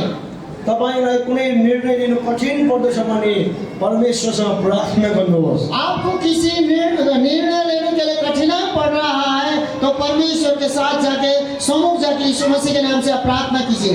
किनकि बुद्धि चाहिँ परमेश्वर स्वयं भएको कारणले तपाईँलाई त्यो निर्णय लिने क्षमता परमेश्वर दिनुहुन्छ। क्योंकि बुद्धि स्वयं प्रभु यहोवा होने के कारण वो निर्णय लेने का क्षमता तुरंत आपके विवेक में परमेश्वर डाल देगा। हामी 21 पनि हेर्नेछौँ। 21 को देखेंगे, समय और ऋतुओं को वही पलटता है। अब यहाँ चाहिँ समय अनि ऋतुलाई चाहिँ उसले नै बदली गर्छ भन्छ। कि समय और ऋतु को वही बदलता है। आज तपाईँको खराब समय छ भने प्रार्थना र भरोसा चाहिँ गर्नुहोस् न, परमेश्वरले तपाईँको यो खराब समयमा असल समय बदलिनु आज सक्छ। यदि आप लोगों के बीच में आपके जीवन में खराब समय है, तो परमेश्वर से प्रार्थना कीजिए, परमेश्वर से कहिए, परमेश्वर आज का जो खराब समय प्रभु शाम को या कल को सब कुछ अच्छा बना देगा। अनि ऋतुहरू तपाईँको जीवनमा दुःखको ऋतु, उजाड ऋतु छ भने परमेश्वरले फल फूल फल्ने ऋतु तपाईँको जीवनमा ल्याउँछ। यदि आपका उजाड़ ऋतु, बेचैनी, अशांति, नाना प्रकार के ऋतु चल रहा है, तो परमेश्वर एक दिन उस ऋतु को पलटकर उसमें हरा भरा फल फूल जैसे फूलता है बसंत ऋतु में, उसी ऋतु से आपको आनंद से भरने का, एक आनंद और एक चैन से भर देगा परमेश्वर। अनि यहाँ भन्छ हुन्छ उसके बाद यहाँ आगे कहता है कि वही राजा लोगों को स्थापित करता है राज सिंहासन में, वही राज सिंहासन से भी उतार सकता है और उतारता है। आज सरकारहरू उहाँले राख्नु पनि हुन्छ हटाउनु पनि हुन्छ। आज सरकार जो है वही रखता है और वही उतारता है। यसकारणले हाम्रो भरोसा कुनै सरकार कुनै गभर्नमेन्ट कुनै पार्टीमाथि हुँदैन। इसीलिए हमारा भरोसा कोई सरकार कोई पार्टी कोई गवर्नमेंट से होना नहीं चाहिए। अनि यो पनि हुँदैन कि हाम्रो जातिबाट आएको सरकार हो यो ठीक छ भन्नु पनि मिल्दैन। ये हमारी जाति से आया हुआ सरकार है, ये हमारे लिए ठीक है, ये भी बोलने के लिए आपको नहीं मिलेगा। किनभने राज्य चाहिँ परमेश्वर आफैले राख्नुहुन्छ अनि हटाउनु पनि परमेश्वर आफै हटाउनुहुन्छ। क्योंकि राज्य और प्रक्रम परमेश्वर का ही है, वही स्थापित करता है वही हटाता है। अनि ज्ञान चाहिँ उहाँले नै ज्ञानले दिन्छ भन्छ। और ज्ञान जो है ज्ञान भी वही देता है ज्ञानी लोगों को। अनि बुद्धि त्यो बुझ्नेलाई पनि दिन्छ भनेछ। और बुद्धिमानी को वो बुद्धि देता है जो कि वो समझाने वाला बुद्धि देता है, जो और समझ वाला बुद्धि देता है वो। अनि परमेश्वरले यो क्षमता तपाईलाई दिनुहुन्छ। और परमेश्वर प्रभु यहोवा इसी क्षमता विश्वासी लोगों को परमेश्वर देता है। तपाईलाई लाग्छ होला यो ज्ञान बुद्धि क्षमता किन बुद्धि जस्तो लाग्छ होला? ये ज्ञान बुद्धि क्षमता क्या है आपको ऐसा लगता होगा? तपाईलाई लाग्छ होला सुन दिएको भए पैसा दिएको भए ठुलो कुरा। ये तो सुन चांदी पैसा लत्ता कपड़ा धन ऐसे मिलता, त्यो ठुलो कुरा होला। वो बहुत बड़ा बात था। याद गर्नुहोस् सुन तपाईकोमा छ तर ज्ञान छैन भने एक दिन सुनले तपाईलाई साथ छोडेर जान्छ। यदि आपके पास बहुत सोना है लेकिन ज्ञान नहीं है तो एक दिन आपका सोना खत्म हो जाएगी। सुनले तपाईको साथ छोड्छ सोना भी आपका साथ छोड़ देगा। र ज्ञान रह्यो भने तपाईकोमा हजारौं ton ton ton ton ton परंतु आपके पास सोना न रहे लेकिन ज्ञान है तो हजार टन सोन आपके पास आ सकता है, रह सकता है। सोलोमनकोमा ज्ञान थियो सुन आको गरे। सुलेमान राजा के पास ज्ञान था, वो ज्ञान से संपन्नता था, टनों टन चारों दिशा से सोना आता था। ज्ञानले चाहिँ धन सम्पत्ति तपाईकोमा ल्याएको हुन्छ। ज्ञान जो स्वर्गीय ज्ञान है आप धन संपत्ति से भरपूरी रहेंगे हमेशा। अनि यसकारणले ज्ञान बुद्धि भन्ने कुरा चाहिँ सजिलो हल्कामा नलिनुहोस्। इसीलिए बाइबल जो बता रही है ज्ञान और बुद्धि बोल रहा है उसको थोड़ा हल्का में मत लें। ज्ञान बुद्धि नै हो सम्पूर्ण धनलाई सम्पूर्ण प्रशासनलाई असल प्रकारले टिकेर राख्छ। ज्ञान और बुद्धि ये है संपूर्ण धनों को समाजों को सारा कंट्रोल करने वाला जो ज्ञानी है। अब हम लोग 22 में हेर्छौँ। 22 को देखेंगे। वही गुण और गुप्त बातों को प्रकट करता है, वह जानता है कि अंधियारे में क्या है और उसके संग सदा प्रकाश बना रहता है। इंग्लिशमा चाहिँ यसरी भनेको छ। इंग्लिश बाइबल में इस प्रकार से कहा गया है, He revealed deep and the secret thing. He knows what is in the darkness and the light deals with him. यो भन्छ उहाँलाई नै गहिराई र गुप्तको कुरो याद छ। वही परमेश्वर यहोवा को पता है गहराई और गुप्त की बातें। आज तपाईको जीवनको गहिराई गुप्त चाहिँ परमेश्वरबाट लुकेको छिपेको छैन। जो आपके जीवन में गहराई जो गुप्त बातें हैं परमेश्वर से न छिपी है न लुका हुआ है। अनि परमेश्वरले तपाईको अन्धकारमा पनि के छ भने याद छ। परमेश्वर यह भी जानता है कि आपके अंधकार में क्या है क्या नहीं है, ये भी जानते हैं। तपाईले आफ्नो जीवनमा अन्धकार भएको देख्नुहुन्छ, दुःख र कष्ट देख्नुहुन्छ, तर परमेश्वर त्यो अन्धकार दुःख कष्टमा पनि तपाईको लागि असल भविष्य देख्नु आप सक्नुहुन्छ। अंधकार और दुख बहुत से समस्या देते हैं लेकिन परमेश्वर उस समय भी आपके जीवन में ज्योति, अंधकार के बदले में ज्योति, समस्या के बदले में समाधान, सब कुछ को उपाय करके आपके सम्मुख रख दे सकता है।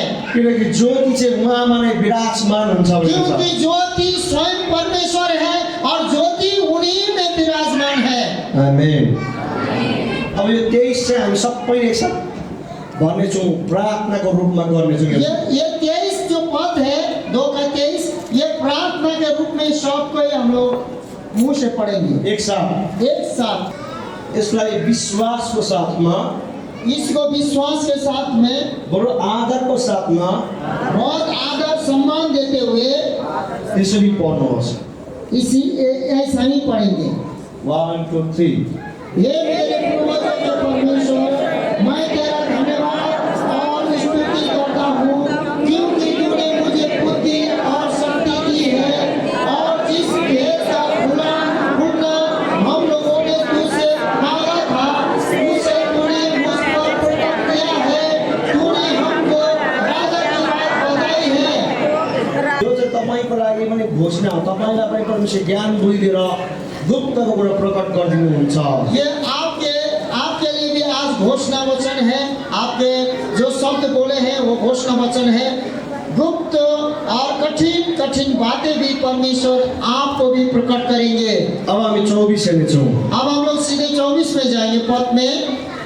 तब दानियल ने अर्योक के पास, जिसे राजा ने बाबेल के पंडितों के नाश करने के लिए ठहराया था, भीतर जाकर कहा, बाबेल के पंडितों का नाश न कर, मुझे राजा के सम्मुख भीतर ले चल, मैं अर्थ बताऊंगा। अब 25 पनि हेर्नेछौँ हामी एक साथ हेर्नुहोस्। तब अर्योक ने दानियल को राजा के सम्मुख शीघ्र भीतर ले जाकर उससे कहा, यहूदी बंधुओं में से एक पुरुष मुझको मिला है जो राजा को स्वप्न का अर्थ बताएगा।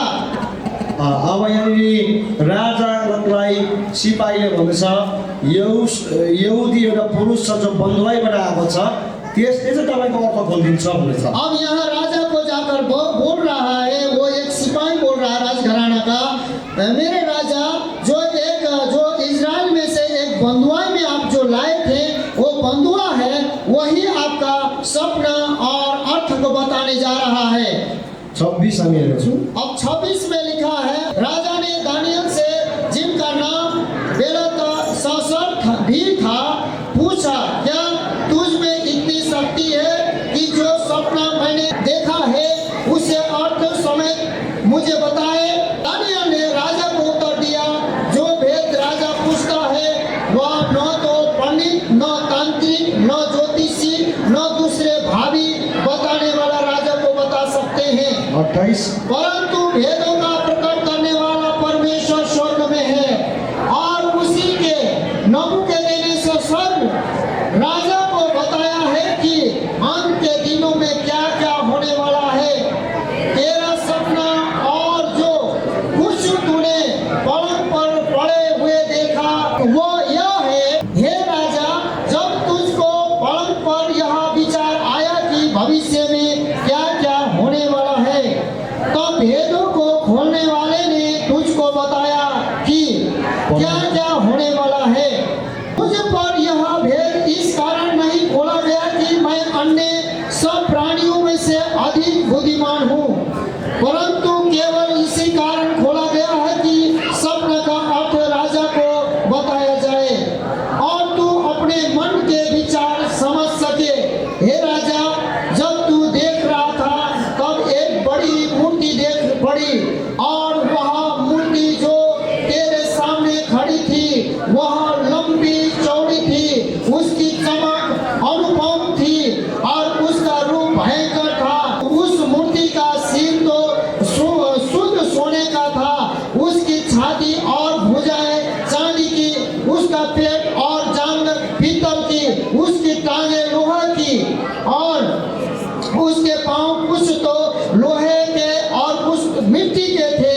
फिर देखते देखते तूने क्या देखा कि एक पत्थर ने बिना किसी के खोदे आप उखाड़ कर उस मूर्ति के पांवों पर लगकर जो लोहे और मिट्टी के थे उनको चूर चूर कर डाला। तब लोहा, मिट्टी, पीतल, चांदी और सोना भी सब चूर चूर हो गए और धूप काल में खलिहानों के भूसे के समान हवा से ऐसे उड़ गए कि उनका कहीं पता न रहा, और वह पत्थर जो मूर्ति पर लगा था वह बड़ा पहाड़ बनकर सारी पृथ्वी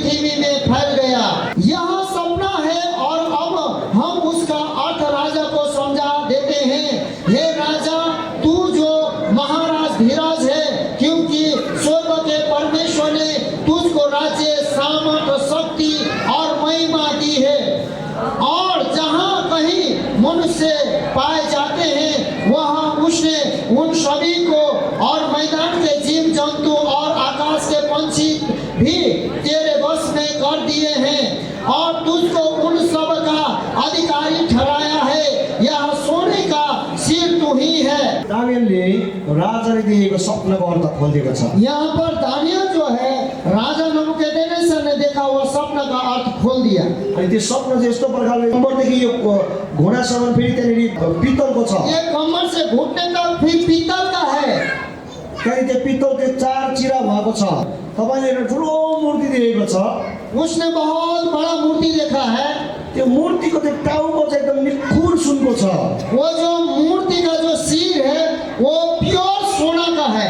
अनि त्यसको यो घाँटीदेखि उँभो यो कम्बरसम्म चाहिँ चाँदीको छ। फिर ये कमर से ऊपर ये गला से नीचे ये चांदी का है। त्यसको यो दाहिने र देब्रे पाखुराहरू पनि चाँदीको छ। ये दायां और बायां जो है इसका जो हाथ है वो भी चांदी का है। 4 जगह फटा हुआ है। त्यहाँदेखि उँधो मुनि फेरि फलम र माटोले मुसेको खुट्टाहरू छ। उसके बाद फिर घुटने के नीचे जो है एड़ी तक में जो उंगली है जो लोहा है और उसमें मिट्टी जो साना हुआ मिट्टी से बना हुआ उसका पैर। अनि त्यो मूर्ति देख्दै गर्दा एउटा ढुङ्गा 81 पोखराबाट उक्केर आएको छ। परंतु वो मूर्ति जो दर्शन राजा जो मूर्ति को देख रहा था अचानक एक पहाड़ भी देखता है। उस पहाड़ों में से एक बड़ा सा जो पत्थर है वो लुढ़क के आता है। राजा देखता है अनि त्यो खुट्टामा गएर त्यो मूर्ति सबै झडामझुडुम झार्दै वो छ। जो पहाड़ों में से एक पत्थर जो बड़ा सा पत्थर लुढ़क के आता है और उस मूर्ति के पाँव में जो पैर में है दोनों पैर में टकरा जाता है अनि सबै सम्पूर्ण मूर्ति त्यहाँ ध्वस्त भएको छ। और जो मूर्ति का जो है पाँव से लेकर सिरा तक वो मूर्ति चूर चूर टुकड़े टुकड़े में छितर तितर बितर हो जाता है। अब यसको हामी अलिक हेर्नेछौँ। अब इसका जो है उसको प्रकाश में जाएंगे हम लोग। गहिरो कुरा छ। इसमें तो बहुत गहरी बात है तर म तपाईँलाई सजिलोसँग बताउँछु। परंतु मैं आसानी प्रकार से आपको बताऊंगा। यहाँबाट कसैलाई नक्सा बनाउनु आउँछ? यह किसी को नक्शा बनाने आता है?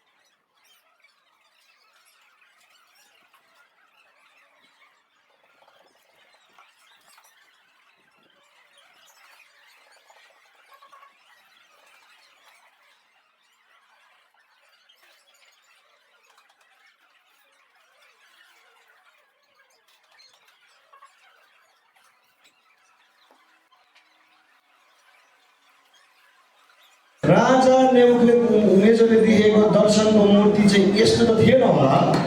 राजा जो नबुकदनेस्सर ने जो देखा वो मूर्ति ऐसा था या नहीं था मैं नहीं जानता।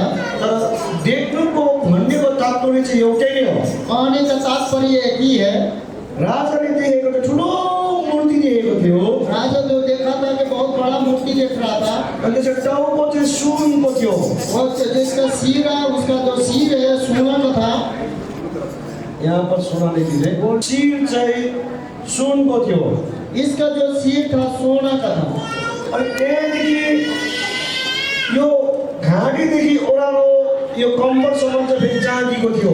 ये गर्दन से नीचे जो कमर तक उसका जो चांदी का था। अनि यसको दुईटा यो बाजु उसको यो हातहरू पनि चाँदीकै हो। ये दोनों बाजू जो है, ये जो बाजू होता है वो भी चांदी का ही था। यो मुनिको अब यो कम्मरदेखि यहाँ घुट्नासम्मको जो छ यो चाहिँ फेरि काँसाको थियो। और ये कमर से नीचे जो घुटने के ऊपर है वो कांसा का था। अनि यो काँसाको मात्र होइन, तर यो कम्मरदेखि यहाँ घुँडासम्म फेरि 4 भाग भएको छ, 4 भाग भएको छ यो। ये जो कांसा का जो कांस था, पीतल था, वो 4 भाग है, जो 4 जगह से वो फूटा हुआ था। अनि अब यहाँदेखि उताको फेरि यहाँ खुट्टासम्म चाहिँ फेरि के छ भने पुरा लोहाको अनि यसमा माटो मिसिएको छ। और यह घुटने से नीचे जो उसका पाँव की उंगली तक जो है लोहा है और मिट्टी, सड़ा हुआ मिट्टी का मिला हुआ है।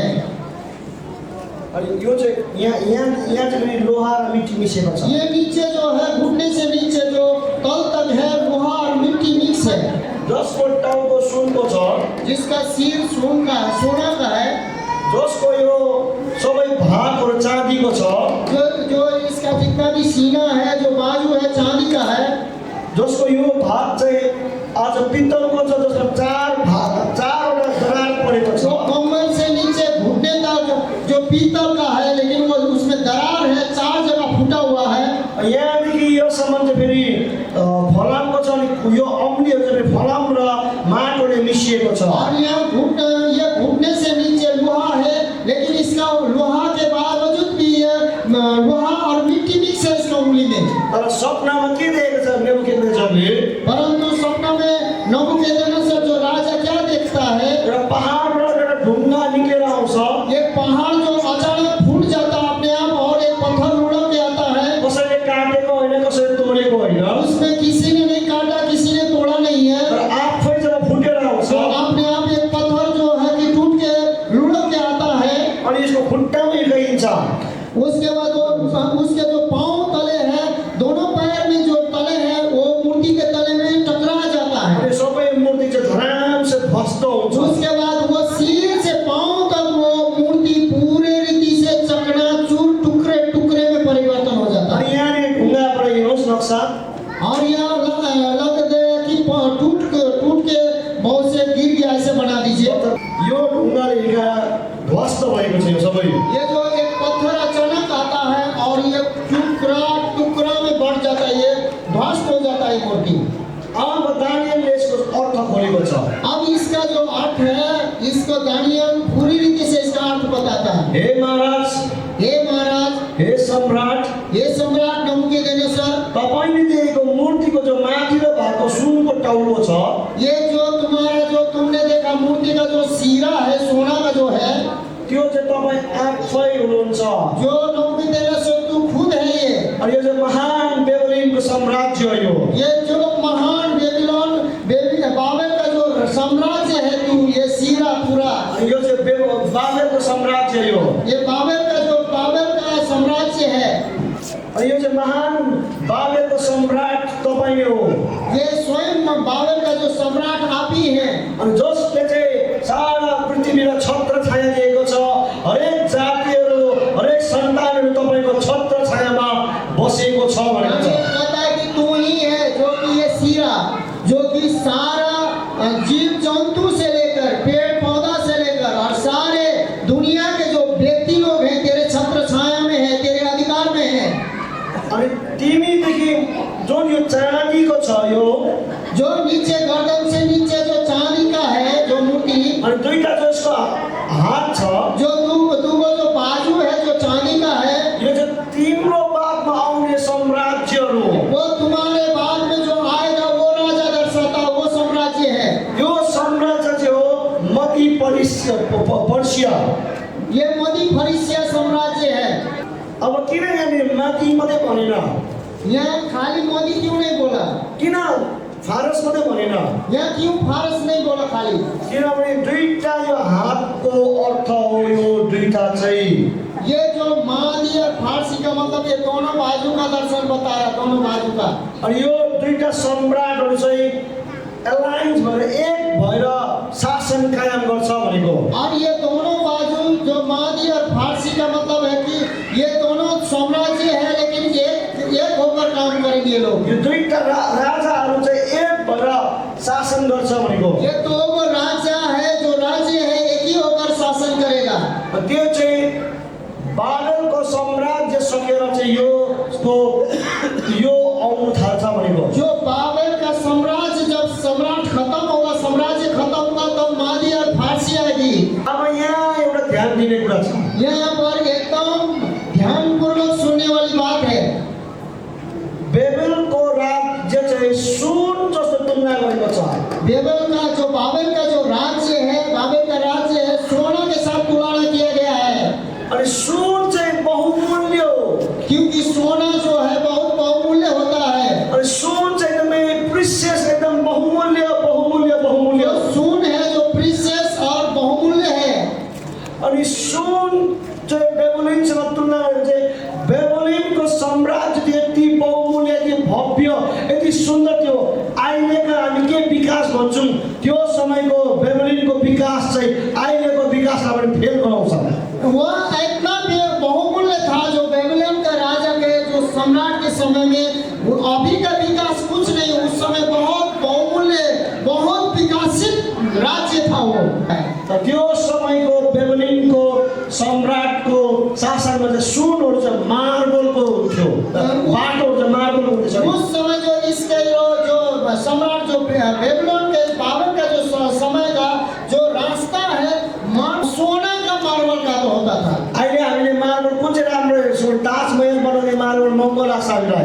हम लोग अभी ताजमहल जो महंगा है वो मार्बल बहुत महंगा लगता है। त्यो भन्दा पनि महँगो मार्बल चाहिँ बेबलिनको शासनमा चाहिँ सडकमा लाउँथ्यो। क्योंकि उससे भी महंगा जो मार्बल है, जो ये बेबीलोन का जो राजा का शासन में, वो सड़क पर लगा के चलता था। त्यो बेबलिनको शासनमा चाहिँ यति साह्रो मान्छेहरू धनी उन्नतिले मात्रै भोलेको गरिब एउटै पनि थिएन। क्योंकि बेबीलोन के शासन में ऐसा व्यक्ति लोग थे, खाली धन से, संपत्ति से भरा हुआ गरीब एक भी नहीं पाए जाते थे। अनि यस कारणले सुनसँग तुलना गरेको। इसीलिए इस बाबेल का जो सम्राट है, नबूकदनेस्सर है, उसको सोना से तुलना किया गया है। अनि सुनसँग किन तुलना गरेको भन्दा चाहिँ एकदमै विकसित, एकदमै राम्रो, एकदमै धनी, एकदमै निपुण भएको कारणले सुनसँग तुलना गरेको। ये राजा बहुत से धनी और निपुण, बुद्धिमान, ज्ञान से सब कुछ से निपुण था, इसलिए इसका तुलना सोना से किया गया है। अब अर्को चाहिँ यो बेबलिनको सम्राट र बेबलिनको राज्यलाई किन सुनसँग तुलना गरेको? दूसरी बात, बेबीलोन का जो राजा सम्राट को और नबूकदनेस्सर को क्यों सोना से तुलना किया गया? तपाईँलाई याद छ, सुन चाहिँ छिट्टो मोड्न सकिन्छ। क्योंकि सोना जो है आप मोड़ सकते हैं उसको जल्दी से, नरम होता है, नरम। तर तपाईँले फलम मोड्न सक्नुहुन्छ छिट्टो? आप लोहा को जल्दी मोड़ सकते हैं? बुझ्नुभयो भने चाहिँ सोना हो। आप सोना को, जब सोना जो बनाता है वो उससे पूछेंगे तो सोना है। यस कारणले सुन चाहिँ तपाईँको थुप्रै गहनाहरू बन्नु सक्छ, तर तपाईँको फलमको गहना बनिनु सक्दैन त्यति सजिलो। इसीलिए आप सोना का बहुत से गहना बनता है, क्योंकि वो नरम होता है।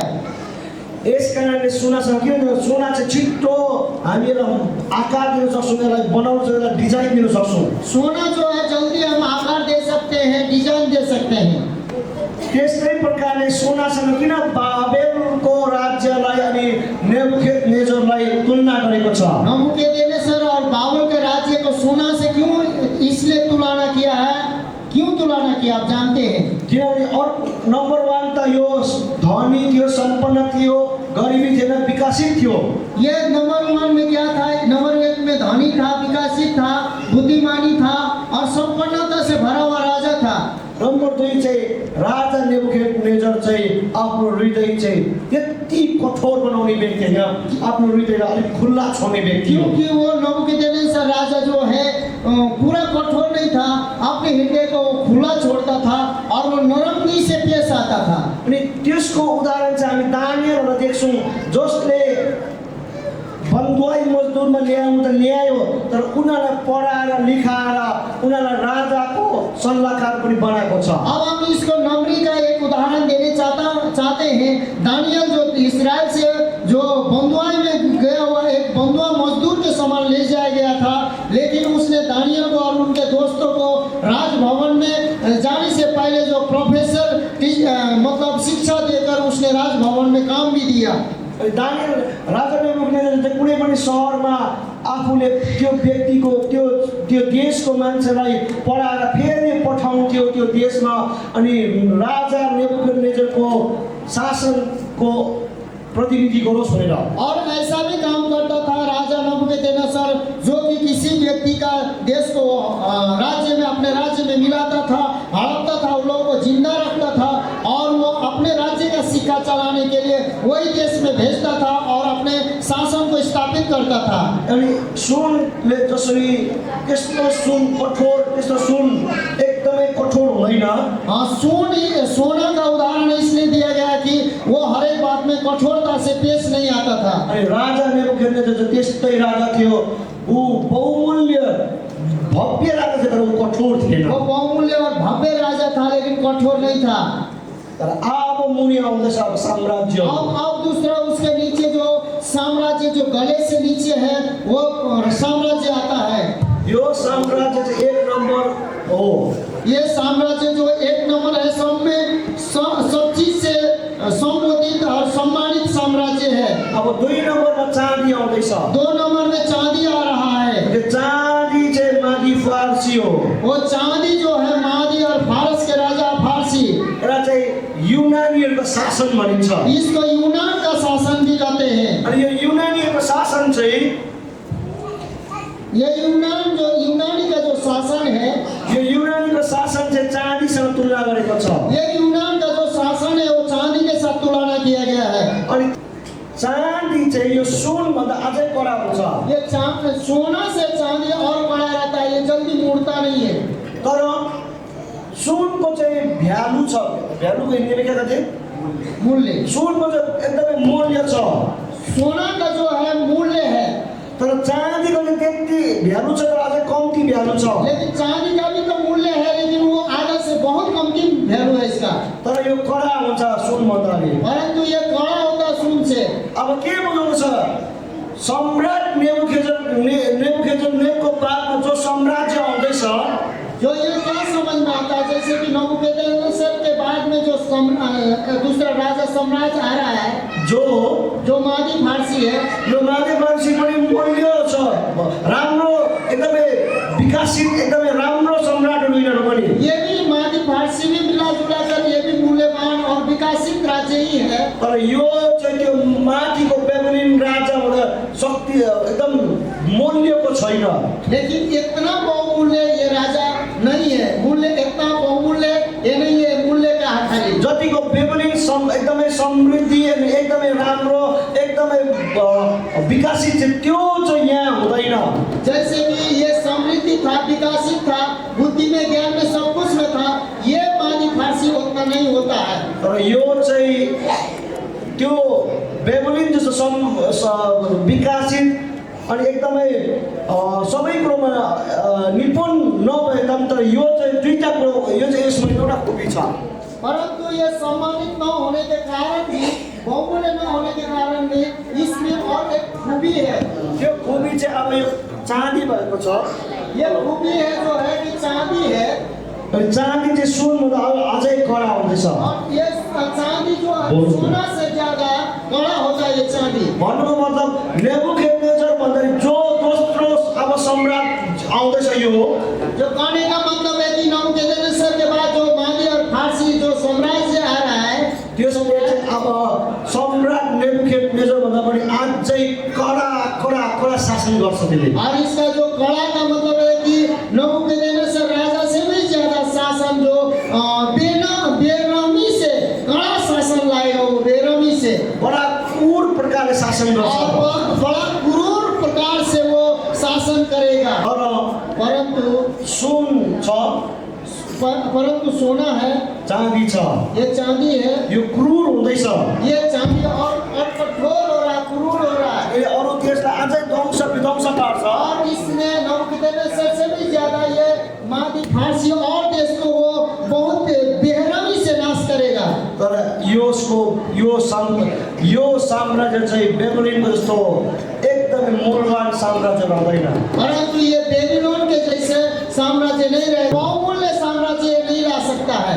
हुँदैन, ये नहीं होता है कठोर चाहिँ हुँदै जान्छ। ये, लेकिन वो मूल्यवान नहीं होता है, लेकिन कठोर और क्रूर होते जाता है। अब यसको बादमा अब तेस्रो साम्राज्य आउँदैछ। और इसके बाद में जो तीसरा साम्राज्य आ रहा है कमर से नीचे का, अनि जो साम्राज्य जो सिकंदर अलेक्जेंडर द ग्रेट, जो अलेक्जेंडर सिकंदर जो थे, अलेक्जेंडर ग्रेट का जो साम्राज्य आ रहा है, अब यो निकासा जो छ, पीतल है, कांसा है, अब यो चाहिँ महान सिकंदरको साम्राज्यको दर्शाउँछ, अब ये महान सिकंदर का जो साम्राज्य दर्शाता है, जसलाई अङ्ग्रेजीमा अलेक्जेंडर द ग्रेट भनिन्छ। और जो अंग्रेजी में अलेक्जेंडर ग्रेट का नाम दिया गया है। अनि त्यो चाहिँ आएको छ। और फिर उसका राज्य, इसके बाद इसका राज्य आया है जो पीतल का।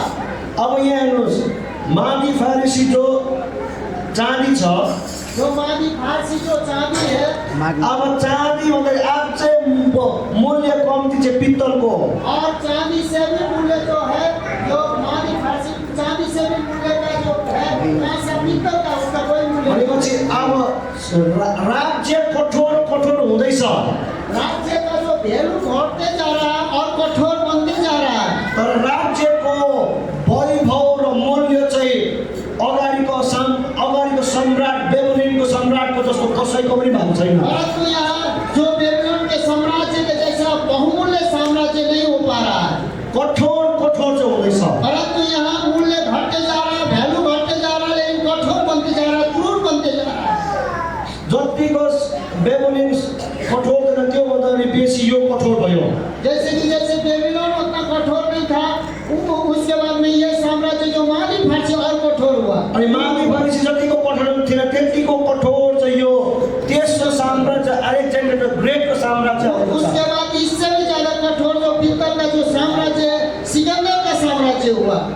अनि अब यहाँनिर यो दर्शनमा नेबुकदनेस्जरले देखेको छ, यो चार भाग भएको छ। यहाँ चिरा लागेको यहाँ पर जो नबूकदनेस्सर ने दर्शन में जो देखा है कि ये जो कमर से नीचे जो पीतल है, ये चार भाग में फटा हुआ है। अनि यो चार भाग लागेको छ यहाँ। ये चार भाग में जो दरार पड़ा है। अनि इतिहासकार यो गवाही दिन्छ, इतिहास जो है गवाही देता है, अलेक्जेंडर द ग्रेटको साम्राज्य चार भागमा बाँडिएर गएको छ। तो सिकंदर का जो साम्राज्य जो था चार भाग में बांट के गया है। अनि सिकंदरको साम्राज्य चारवटा जनरलहरूले बाँटेको छ। जो चार जो जनरल उसका था, सिकंदर के जो मेन जनरल चार आदमी थे, उन लोगों ने चार राज्य में भाग बांटा है। सिकंदर चाहिँ कम्ती 32-33 को उमेरमा नै मरेर गयो। वो 32-33 उम्र में राज करते ही उमर के चला गया। अनि सिकंदरले चाहिँ भारतको राजासँग पनि आक्रमण गरेको छ। वो भारत के राजा के साथ भी युद्ध करने वो आया था सिकंदर। तपाईँलाई याद छ कि याद छैन? आपको याद है ना हिस्टोरी में, इतिहास में? बाइबलमा इन्डियाको नाम कहाँ छ भन्नुहोस् त? बाइबल में इंडिया का नाम कहाँ है, कहाँ लिखा है बताइए तो? एस्तर 1:2 मा भनेको छ। इस तरह के 2 में लिखा है। भारतको नाम चाहिँ बाइबलमा त्यहाँ छ। भारत के नाम बाइबल में आया है। अनि यहाँनिर यो सिकंदर पनि इन्डियामा आएको थियो। ये सिकंदर भी भारत तक पहुंचा था। अनि इतिहासकारले भन्छ कि भारत आउँदाखेरि फर्केर जाँदाखेरि भारतमा बस्दाखेरि नै ऊ बिमार थियो। वो भारत में युद्ध करने आया था, उसी समय बीमार था। अनि फर्केर जाँदा पनि बिमार थियो। वो लौट के गया, उस समय बीमार था। त्यसकारण ऊ सानै उमेरमा मर्यो। वो उतना उम्र नहीं किया, वो मर गया। अब यहाँ यसको फेरि यहाँ फलन त अब सुरु हुँदैछ। अब इसके बाद में ये कमर के नीचे जो है जो लोहा और मिट्टी का है। अनि जो चाहिँ अन्तिम चाहिँ त्यो उसको अम्लीहरू जो यो छ, ये अंतिम में जिसका उंगली है, जैसे कि पैदल का जो उंगली है, एड़ी के पास उंगली है, यो चाहिँ फलम र माटोले बनिएको हुन्छ। और ये उंगली जो है इसमें लोहा भी है और मिट्टी भी है, ये घुटने से नीचे। अनि यो चाहिँ रोमनको अन्डरमा थुप्रै राज्यहरू रोमनले शासन गर्थ्यो। और उसके बाद में जो ये सिकंदर के बाद रोमन आया। रोमन में कहा गया कि बहुत से राजा के ऊपर रोमन ने शासन किया था। बादमा रोमन शासन चाहिँ उनीहरूकै भित्रको विद्रोहबाट ध्वंस भएको छ। इतिहास बताता है कि रोमन का जो साम्राज्य नष्ट होने का कारण ये था कि उन लोगों का अंधेरे में राज्य में ही विद्रोह आया। त्यो विद्रोहले ध्वंस बनाएको और छ। विद्रोही से उन लोगों का अनि यो रोमको साम्राज्यलाई फैलाउने चाहिँ जुलियस सिजर हो। जो ये रोम का साम्राज्य को जो फैलाने वाला जो जूलियस सीजर है, अनि त्यो सिजर चाहिँ बडो क्रूरताले शासन गर्थ्यो। और जो सीजर था जो है जूलियस सीजर था, बहुत क्रूरता के साथ और बहुत बेरहमी के साथ शासन करता था वो। अनि यही रोम शासनको बेला नै यीशु ख्रीष्टको पनि जन्म भएको छ। यही रोम शासन के समय ही यीशु मसीह का जन्म भी हुआ था। अनि तपाईँलाई याद छ रोमनहरू चाहिँ एकदमै बेसी रगत बगाउनु मजा मान्ने व्यक्ति हो। क्योंकि रोमन लोग ऐसे बेरहमी क्रूर लोग थे कि उन लोगों को लहू बहाने में बहुत आनंदित होते थे लोग। अनि तपाईँलाई याद छ उनीहरूले कुनै देशलाई आक्रमण गरेर जब त्यो देशको मान्छेलाई बन्दी बनाएर ल्याउँथ्यो, जब उन लोगों को किसी देश का व्यक्ति को, स्त्री को, पुरुषों को जो लोग आक्रमण करते थे और वो लोग बंदी बना के लाते थे, त्यो बन्दी बनाएकोलाई चाहिँ उनीहरूले ठुलो अडिटोरियममा बसेर रोमनको मान्छेहरू हेर्थ्यो। उसके बाद में वो बंदी बनाए हुए लोगों को बहुत से बड़ा मैदान में वो लोग, जो ऑडिटोरियम है, बैठने वाला मैदान है, उसमें रखते थे और वो लोग बैठ के तमाशा देखते थे। यिनीहरूलाई बिचमा छोडिदिन्थ्यो। उसके बाद वो मैदान के बीच में जो कैदी, जिस देश से कैदी करके लाते थे, उनको बीच में छोड़ देते थे। अनि कति दिनदेखि भोकै भएको बाघ भालु सिंह छोडिदिन्थ्यो। उसके बाद बहुत से 3 दिन के भूखा बाघ को, भालू को और सिंह का जो है, हर एक जाति बाघ भालू का जो आदमखोर जो पशु है, उसके ऊपर में छोड़ देते थे। जति बाघ भालुले खेती उनीहरू खान्छ, मार्छ, टोक्छ, उनीहरूको आँखा फुटाउँछ, हात खान्छ, मान्छेहरू ताली बजाउँथ्यो। उसके बाद जैसे वो लोग कितना बेरहमी थे, जितने लोगों को वो लोग लूसता, फाड़ता, चिल्लाता, भागता और उनका हाथ तोड़ देता, आँख फोड़ देता शेर बाघ, ऐसे भालू मुस्र से खाता, वो लोग ताली बजा बजा के हंसते थे। अनि रोमनहरू चाहिँ रगतको प्यासा जातिहरू भन्छ। क्योंकि रोमन जो जाति थे, लहू के प्यासे जाति थे।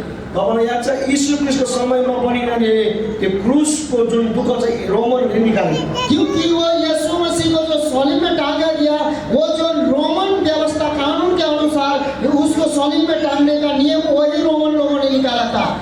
अनि रोमनहरू चाहिँ रगत बगाउन एकदम मजा मान्ने व्यक्ति।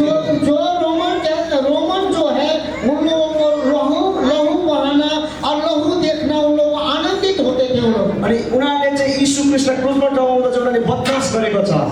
और उन लोगों ने जो यीशु मसीह को भी क्रूस में टांगा गया, उस समय उन लोगों ने बदमाशी किया है। अनि यीशु ख्रीष्टलाई चाहिँ कोर्रा लगाएको छ।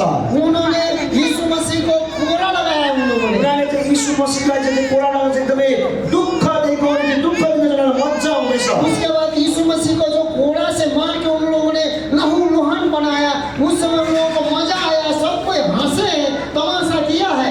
अनि उनीहरूले यीशु ख्रीष्टलाई काँडाको मुकुट पनि लगाएको छ। उसके बाद यीशु मसीह को उन लोगों ने कांटा का मुकुट पहना के बेइज्जत भी किया है। उनीहरूले चाहिँ खासमा यीशु ख्रीष्टलाई अझै दुःख दिएको, और इसका मतलब है कि लज्जित किया है, दुख दिया यीशु मसीह को।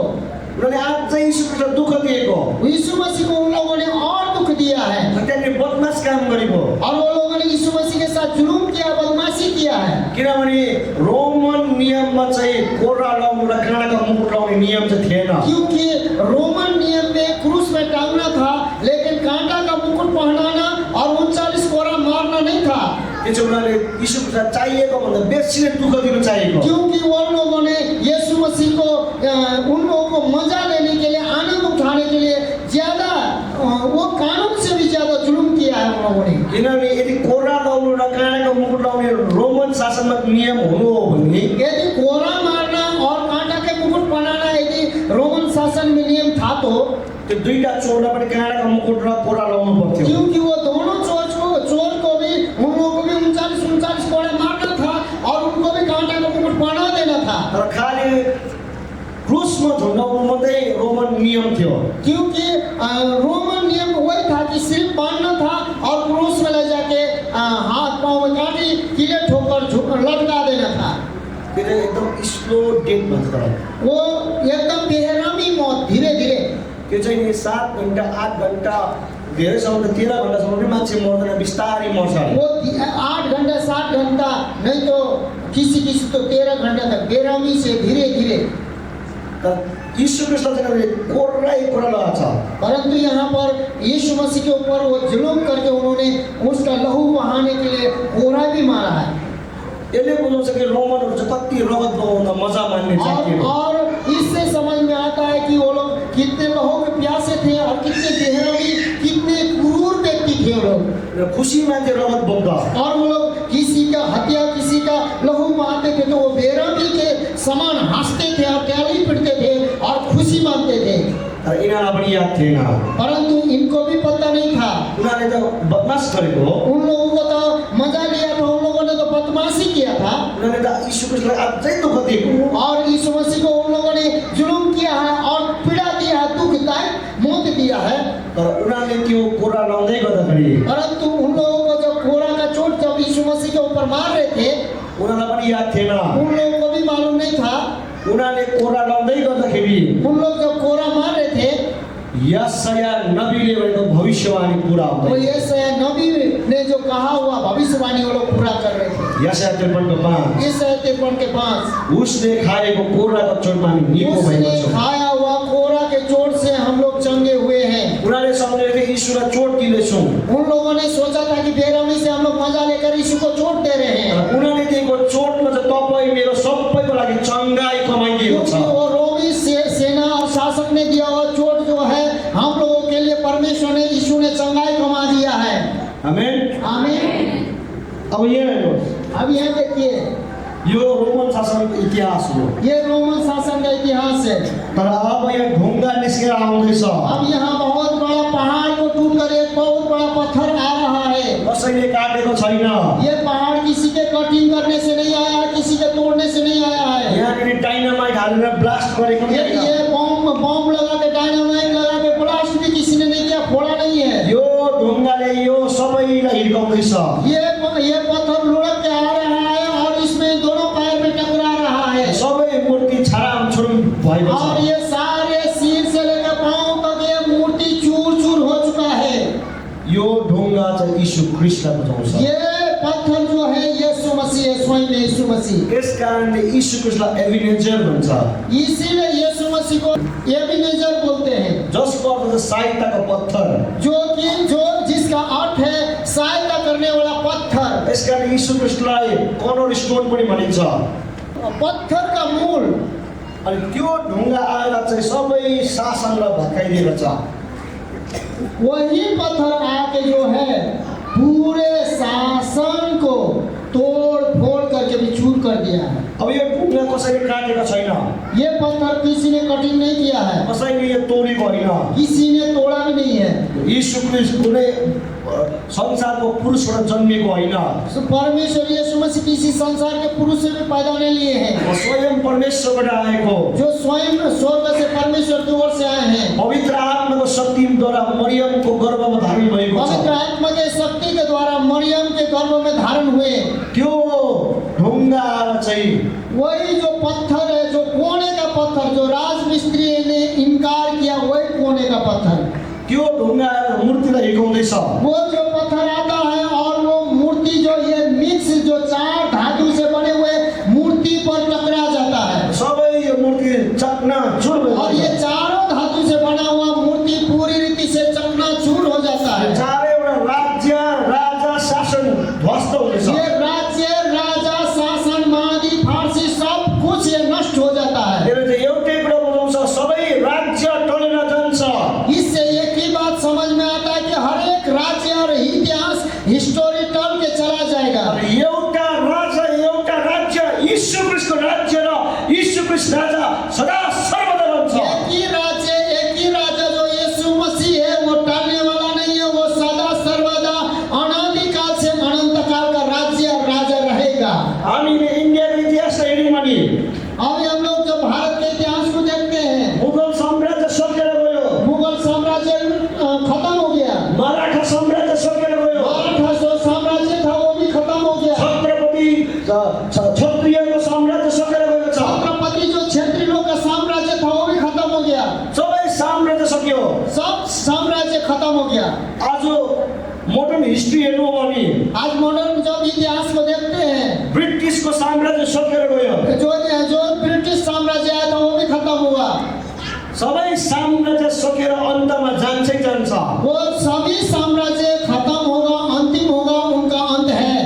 हरेक साम्राज्य हरेक सम्राट सकेर जान्छ। वो हरेक साम्राज्य, हरेक नियम, हरेक कानून, हरेक सम्राट खत्म हो जाएंगे। तर यीशु ख्रीष्टको राज्य कहिले सक्दैन। परंतु ये जो पत्थर है, इसका जो यीशु मसीह का जो राज्य है कभी खत्म नहीं होगा। यसकारण प्रकाशित वाक्यमा स्वर्गदूतले यसरी भनेको छ, इसीलिए प्रकाशित वाक्य में स्वर्गदूत ने इस प्रकार से कहा है, थुमाको राज्य पराक्रम महिमा सदा सर्वदा रहन्छ। मेमना का राज्य पराक्रम महिमा सदा सर्वदा रहेगा। आमेन आमीन आमेन। आमीन। तपाईले भन्नुहोस् परमेश्वरको राज्य आप बोलिए परमेश्वर का राज्य पराक्रम पराक्रम महिमा महिमा सदा सर्वदा रहन्छ। सदा सर्वदा रहेगा। जस्तै ठुलो राज्य किन नहोस्, जितना भी बड़ा राज्य क्यों न हो, जस्तै ठुलो सम्राट किन नहोस्, जितना भी बड़ा साम्राज्य क्यों न हो, यो सकेर जान्छै वो जान्छ। खत्म होना ही होना है। यसकारणले तपाईले आफ्नो भरोसा राजाहरूमाथि, पार्टीमाथि, पोलिटिक्समाथि गर्नुहुन्छ गलत। इस कारण से आपको राजा पॉलिटिक्स के ऊपर, जो प्रशासन के ऊपर, बड़े बड़े जो पदों के ऊपर, आपको हाकिमों के ऊपर रखना बेकार है। राजनेतामाथि तपाईँ कुद्नु हुँदैछ भने यदि राजनेता के ऊपर आप उछल रहे हैं, ये कुछ कर दे, त्यो सब अंश जान्छ। वो एक 2-4 साल आएंगे, 10 साल आएंगे, जाएंगे। यीशुको राज्य अनन्तदेखि अनन्त युगानुयुगसम्म रहन्छ। क्योंकि यीशु का राज्य जो था, जो है, सब दिन सदा सर्वदा रहेगा, युगानुयुगसम्म रहन्छ। युगान युग तक रहेगा। आमेन। आमीन। सबैले यीशु मसीहलाई ताली बजाउनुहोस् न। सब कोई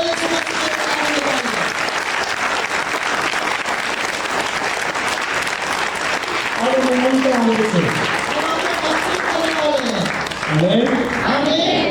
अब हामी दानियल 2 को 47, 48, 49 हेर्छौँ। राजाले दानियललाई भन्छ, राजा दानियल को कह रहा है, मेरो परमेश्वर त सबै देवताहरूभन्दा पनि महान परमेश्वर तेरा हो। परमेश्वर सब ईश्वरों में से महान है। तेरो परम प्रभु राजाहरूको राजा, तेरो परम प्रभु राजा तेरा परम प्रधान परमेश्वर राजाओं का भी राजा है, जसले गुप्तको कुराहरू बताउँछ। जो गुप्तों का बात भी बता, भेदों को भी बता सकता है। तेरो परमेश्वर मात्र हो। वो तेरा परमेश्वर यहोवा ही है। दानियलले गर्दाखेरि सम्राटले पनि यी परमेश्वरलाई मान्ने अवस्थामा ल्याइपुऱ्याएको छ।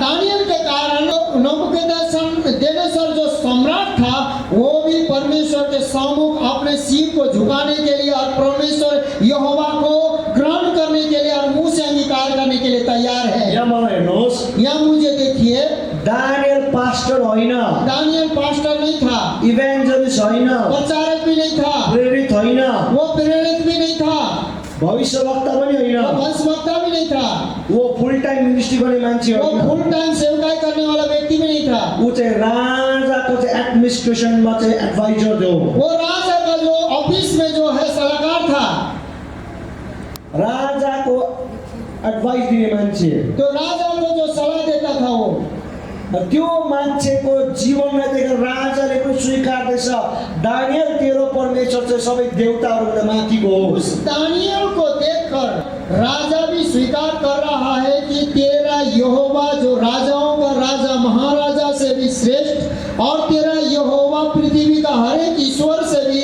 ईश्वर का ईश्वर है, जो गुप्त भेदों को जानता है। वो परमेश्वर का बड़ाई कर रहा है दानियल के कारण।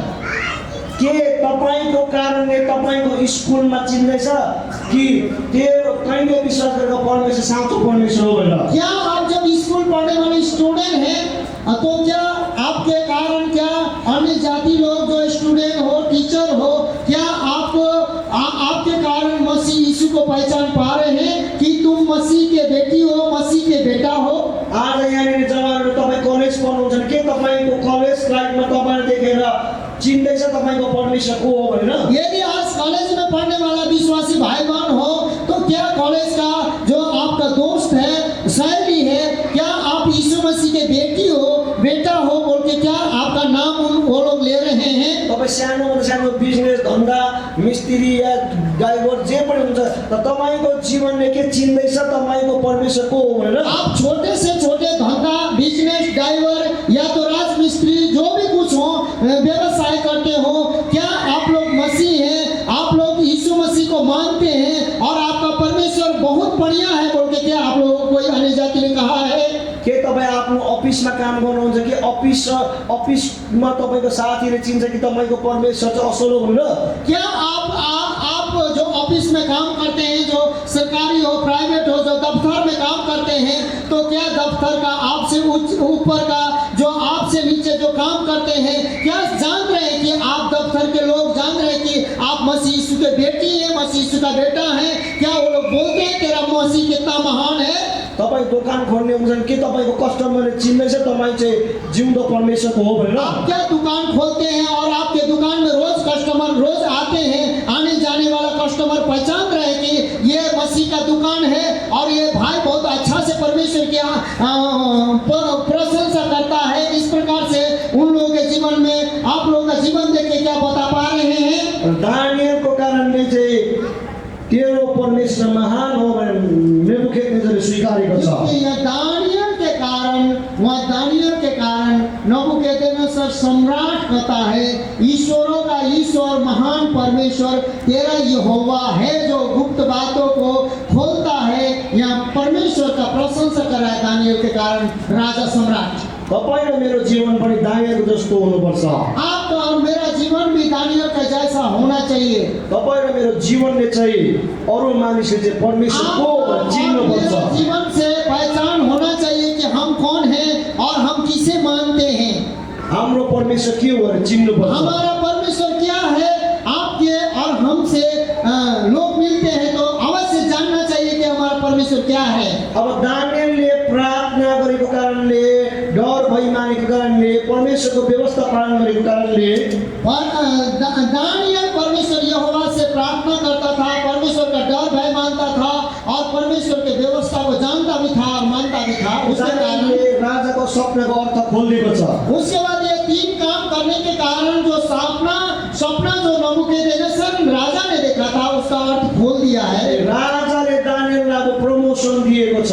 उसके बाद राजा जो है दानियल को प्रमोशन करता है। त्यो प्रमोसन चाहिँ दानियलले आफ्नो क्षमतामा पाएको होइन, परमेश्वरले दिएको। वो जो दानियल को जो प्रमोशन मिला है अपने क्षमता में उसको नहीं मिला है, स्वयं परमेश्वर ने उस पर दया करके दिया है। आज तपाईले पनि प्रमोसन चाहनुहुन्छ नि, प्रमोसन चाहिँ दायाँ बायाँबाट आउँदैन, प्रमोसन चाहिँ यहोवाबाट आउँछ। आज यदि आप किसी बातों के लिए प्रमोशन चाहते हैं तो दायां से नहीं बायां से नहीं, परमेश्वर यहोवा की ओर से आपको प्रमोशन करेगा। परमेश्वर यहोवा और परमेश्वर की ओर से आपको प्रमोशन आएगा। परमेश्वरको अधीनमा बस्न सिक्नुहोस्। इसीलिए आप जैसे दानियल परमेश्वर के बातों को मानता था, परमेश्वर से प्रार्थना करता था और बाइबल के वचन को जानता था, आप परमेश्वर के अधीन में रहिए। दानियललाई चाहिँ बेबलिनको सबै ज्ञानीहरूमाथि शासक बनाइदिएको छ। दानियल को अब ऐसा हुआ है कि सभी तांत्रिक टोने जादू सारा ज्ञानी बुद्धिमानी ज्योतिषी के ऊपर उसने शासन करने वाला एक अधिकारी ठहरा दिया गया है। अर्को भाषामा हुनुहुन्छ अब त्यो बेबलिनको शासन चाहिँ दानियलको बुद्धिले मात्रै चल्छ। और दूसरा भाषा में कहने का मतलब है कि दानियल जो कहेगा वही होगा और दानियल ही वो बेबीलोन के राज्य के सारे अधिकारी को चलाएगा। आमेन। आमीन। तपाईलाई पनि परमेश्वरले शासन गर्न बोलाएको छ। परमेश्वर आपको भी मसीह यीशु में शासन करने के लिए, अधिकार करने के लिए आपको बुलाया है। तपाईँ अन्य अत्याचार सहनु लागि होइन। आप अन्य अत्याचार में रहकर आप अन्य अत्याचार सहने के लिए परमेश्वर यीशु ने नहीं बुलाया है। परमेश्वर न्याय दिनुहुन्छ। जब आपको परमेश्वर न्याय देते हैं, तपाईले न्याय पाएपछि अरूलाई पनि तपाईले न्याय दिनुपर्छ। आप जब परमेश्वर आपका न्याय चुका देता है तो परमेश्वर जो आपको न्याय चुका देता है तो ये भी अधिकार देता है कि आप दूसरों को न्याय चुकाएं और अवश्य है कि चुका दें। आमेन। आमीन। अब म अन्तिम आउँदैछु। अब हम लोग बस थोड़ा ही अंतिम में जा रहे हैं। एकै पद छ, एक ही पद जो प्रकाश है, एक ही पद है र बडो रोचक छ। और ये बहुत मतलब रोचक है, बहुत गहरी भेद यहाँ छुपी हुई है। अब यो चाहिँ हिजोको वचनसँग कनेक्ट हुन्छ। ये कल एक अध्याय के साथ मेल खा जाएगा। कल एक अध्याय दानियल एक अध्याय के साथ मेल खा जाएगा। आमेन। आमीन। पढ्नुहोस्। तब दानियल के विनती करने से राजा ने शद्रक, मेशक और अबेदनगो को बाबेल के प्रांत के कार्य के ऊपर नियुक्त कर दिया, परंतु दानियल आप ही राजा के दरबार में रहा करता था। अब हेर्नुहोस् है, अब देखिए यहाँ सुरुमा जुन साथीसँगै उसले बन्धुवाईमा बनेर आयो, जो जो साथी दोस्त उनके साथ जो बंधुआई में शुरू में जो आए थे, सुरुमा राजाको कलेजमा पनि यिनीहरू चारैजना पढ्यो। जो शुरू में जो राजा के जो कॉलेज था, वो सलाहकार जो कॉलेज था, ट्रेनिंग दिया जाता था, वहाँ भी ये लोग चारों थे, पढ़ रहे थे। अनि प्रार्थना पनि यिनीहरू चारैजना गर्थ्यो। और शुरू में प्रार्थना भी ये लोग चारे लोग करते थे। जब दानियललाई राजाले प्रमोसन दियो, जब दानियल को राजा ने जो प्रमोशन दिया, दानियलले पनि यो तीनजना साथीको सिफारिस लिएर गएको छ। अब यहाँ दानियल भी या अपने सरदक मेशक अबेदनगो जो इनका दोस्त है, इसका दोस्त है, जो दानियल का तीनों दोस्त है, इसका सिफारिश लेकर राजा से विनती करता जाके। अनि राजाले पनि यसलाई अपोइन्ट गरिदिएको छ यो तीनजना। अब राजा भी उसका सिफारिश को मानकर इनको भी राजघराने का कुछ अधिकार देता है, अधिकारी बना देता है। यसले के बुझाउँछ? इससे क्या समझ देता है, क्या समझ में इनता हमको? तपाईलाई सुरुमा प्रभुमा जसमा डोराइयो छ, जैसे शुरू में जिसने आपको प्रभु में अगुवाई किया है, कहिले तपाईँ फर्केर गएर सम्झेको छ ती व्यक्तिलाई? क्या कभी उसको जाके स्मरण किए हैं? धन्यवाद, आपने कानों में, मेरे कानों में यीशु मसीह का सुसमाचार पहुंचाने के कारण आज मैं यहाँ पर खड़ा हूँ बोल के कभी स्मरण किया है? सुरुमा जसले तपाईँलाई बाइबल गिफ्ट गरे तपाईँले कहिले भनेको छ धन्यवाद यो बाइबलले मेरो जीवन बदल्यो भनेर? आपको कोई और नया नियम हो, पुराने नियम हो, शुरू में आप उधार पाने से पहले किसी ने गिफ्ट दिया हो और आपने बाइबल पढ़ा हो और आपने नया जीवन पाया हो, क्या उस व्यक्ति को कभी जाके बोले हैं धन्यवाद आपने इस बाइबल को देने के कारण मेरा जीवन बदल गया है? या त तपाईँ जीवनको यस्तो खाँचो परिस्थितिमा थियो, आप ऐसे तो किसी ऐसे जीवन में किसी छोटे मोटे हो या बड़े हो जरूरत में थे, त्यो व्यक्तिले तपाईँलाई सहायता गर्यो, और उस जरूरतों को किसी व्यक्ति ने पूरा कर दिया आपका। त्यो व्यक्तिले यीशुको प्रेम तपाईँलाई देखायो, वो व्यक्ति जो है यीशु मसीह का जो प्रेम आप पर जाहिर किया और दिखा दिया, तपाईँ कहिले गएर त्यो व्यक्तिलाई धन्यवाद क्या भन्नुहुन्छ? कभी जाके उस व्यक्ति को आपने बोला कि धन्यवाद मेरा जरूरत में आपने यीशु मसीह का प्रेम दिखाया है बोल के, क्या कभी जाके लौट के जाके धन्यवाद किया आपने? त्यो गर्नुपर्छ। आप नहीं किए हैं तो कर लीजिए अब जाके। अनि दानियलले आफ्नो त्यो मित्रलाई बिर्सेको छैन। और यहाँ पर दानियल ने अपने मित्रों को कभी भूला नहीं है। जब दानियलको उन्नति भयो दानियलले बिर्सेको अब छैन। दानियल का जब उन्नति हुआ, दानियल ने सरदक मेशक अबेदनगो को नहीं भूला। तपाईलाई परमेश्वरले उन्नति गर्नुहुन्छ, परमेश्वर आपको बहुत दाय से उन्नति अवश्य देंगे, तपाईले आफ्नो छेउकोलाई बिर्सिनु भएन। परंतु आप अपने नजदीक के पड़ोसी को और अपने बगल के लोगों को भूलना नहीं चाहिए। मलाई पवित्र आत्माले भर्दाखेरि मलाई अभिषेक मेरो व्यक्तिगत जीवनमा दिँदाखेरि पवित्र आत्मा ने मुझे एक समय भरा और व्यक्तिगत जैसे कि अभिषेक मुझे दिया, देते समय परमेश्वरले मलाई मात्रै हेरेर दिएको होइन, परमेश्वर ने खाली मुझे स्पेशल करने के लिए नहीं दिया है वो, तर मलाई त्यो अभिषेक वरदान दिँदै गर्दाखेरि मैले कतिको जीवनमा उठाउनु पर्छ त्यसको लागि पनि परमेश्वरले मलाई दिएको। मेरा जो पवित्र आत्मा का जो अभिषेक परमेश्वर ने दिया है, कितने लोग जो गिरे हुए भाई बहन जवान जवानी है उनको भी मैं इस अभिषेक को जो ट्रांसफॉर्म करूं, उन पे दे दूं और उनको उस जगह से उठाऊं, इसलिए मुझे पवित्र आत्मा ने अभिषेक दिया है। परमेश्वरले जब तपाईलाई केही कुरो दिन्छ नि तपाईको लागि मात्रै होइन,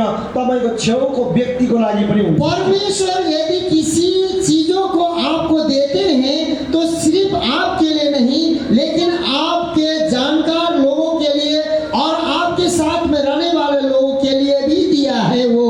दानियललाई उन्नति दिँदा दानियलले आफै मात्रै उन्नति खाएन, दानियल को उन्नति मिला, अपने उन्नति को खाकर नहीं बैठा रहा, दानियलले तीनजना साथीलाई पनि तानेर ल्याएको छ। परंतु यहाँ पर जो परमेश्वर के आत्मा से भरे हुए 3 साथी को भी उसने अपने साथ साथ खींच के लाया। आमेन, आमीन। हामी पनि त्यस्तै हुनुपर्छ। हम लोग भी उसी प्रकार से होना चाहिए। अनि धन्यवादी परमेश्वरमा पनि हुनुपर्छ, धन्यवादी परमेश्वर में भी होना चाहिए, अनि मान्छेमा पनि हुनुपर्छ। और जो मानसी आप पर उत्पन्न करता है उस पर भी धन्यवादी होना चाहिए। वर्शिप आराधना हालेलुया हालेलुया डम्फु बजाउनु मात्रै होइन, ये वर्शिप जो आराधना जो आप करते हैं हालेलुया हालेलुया, ये डंफू बोलते हैं, क्या बोलते हैं, वही बजाना खाली नहीं है। वर्शिप चाहिँ धन्यवादी हृदय हुनुपर्ने हो। आराधना जो सच्ची आराधना ये है कि आप किसी के साथ धन्यवादी होकर उस हृदय से धन्यवाद देना भी है। आराधना हो। वही आराधना है, सच्ची आराधना। भाइ इंग्लिसमा भन्छ thanks giving attitude is a true identity of worship. हाँ, वो इंग्लिश में ऐसे ही बोलते हैं। यस कारणले धन्यवाद दिनुपर्छ। इसीलिए आपको धन्यवादी होना आवश्यकता है। म अब यहाँनिर एउटा वचन जोड्छु। अब यहाँ पर एक वचन को मैं जोड़ूंगा।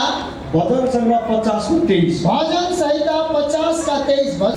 धन्यवाद के बलिदान को चढ़ाने वाला मेरी महिमा करता है और जो अपना चरित्र उत्तम रखता है उसको मैं परमेश्वर का उद्धार दिलाऊंगा। धन्यवाद दिनेले परमेश्वरको महिमा गर्छ भन्छ। यहाँ पर धन्यवाद देने वाला व्यक्ति दो काम करता, परमेश्वर का महिमा और उसके उद्धार को बांटेगा। महिमा त खालि गीत गाएर डम्फु बजाउनु मात्रै होइन।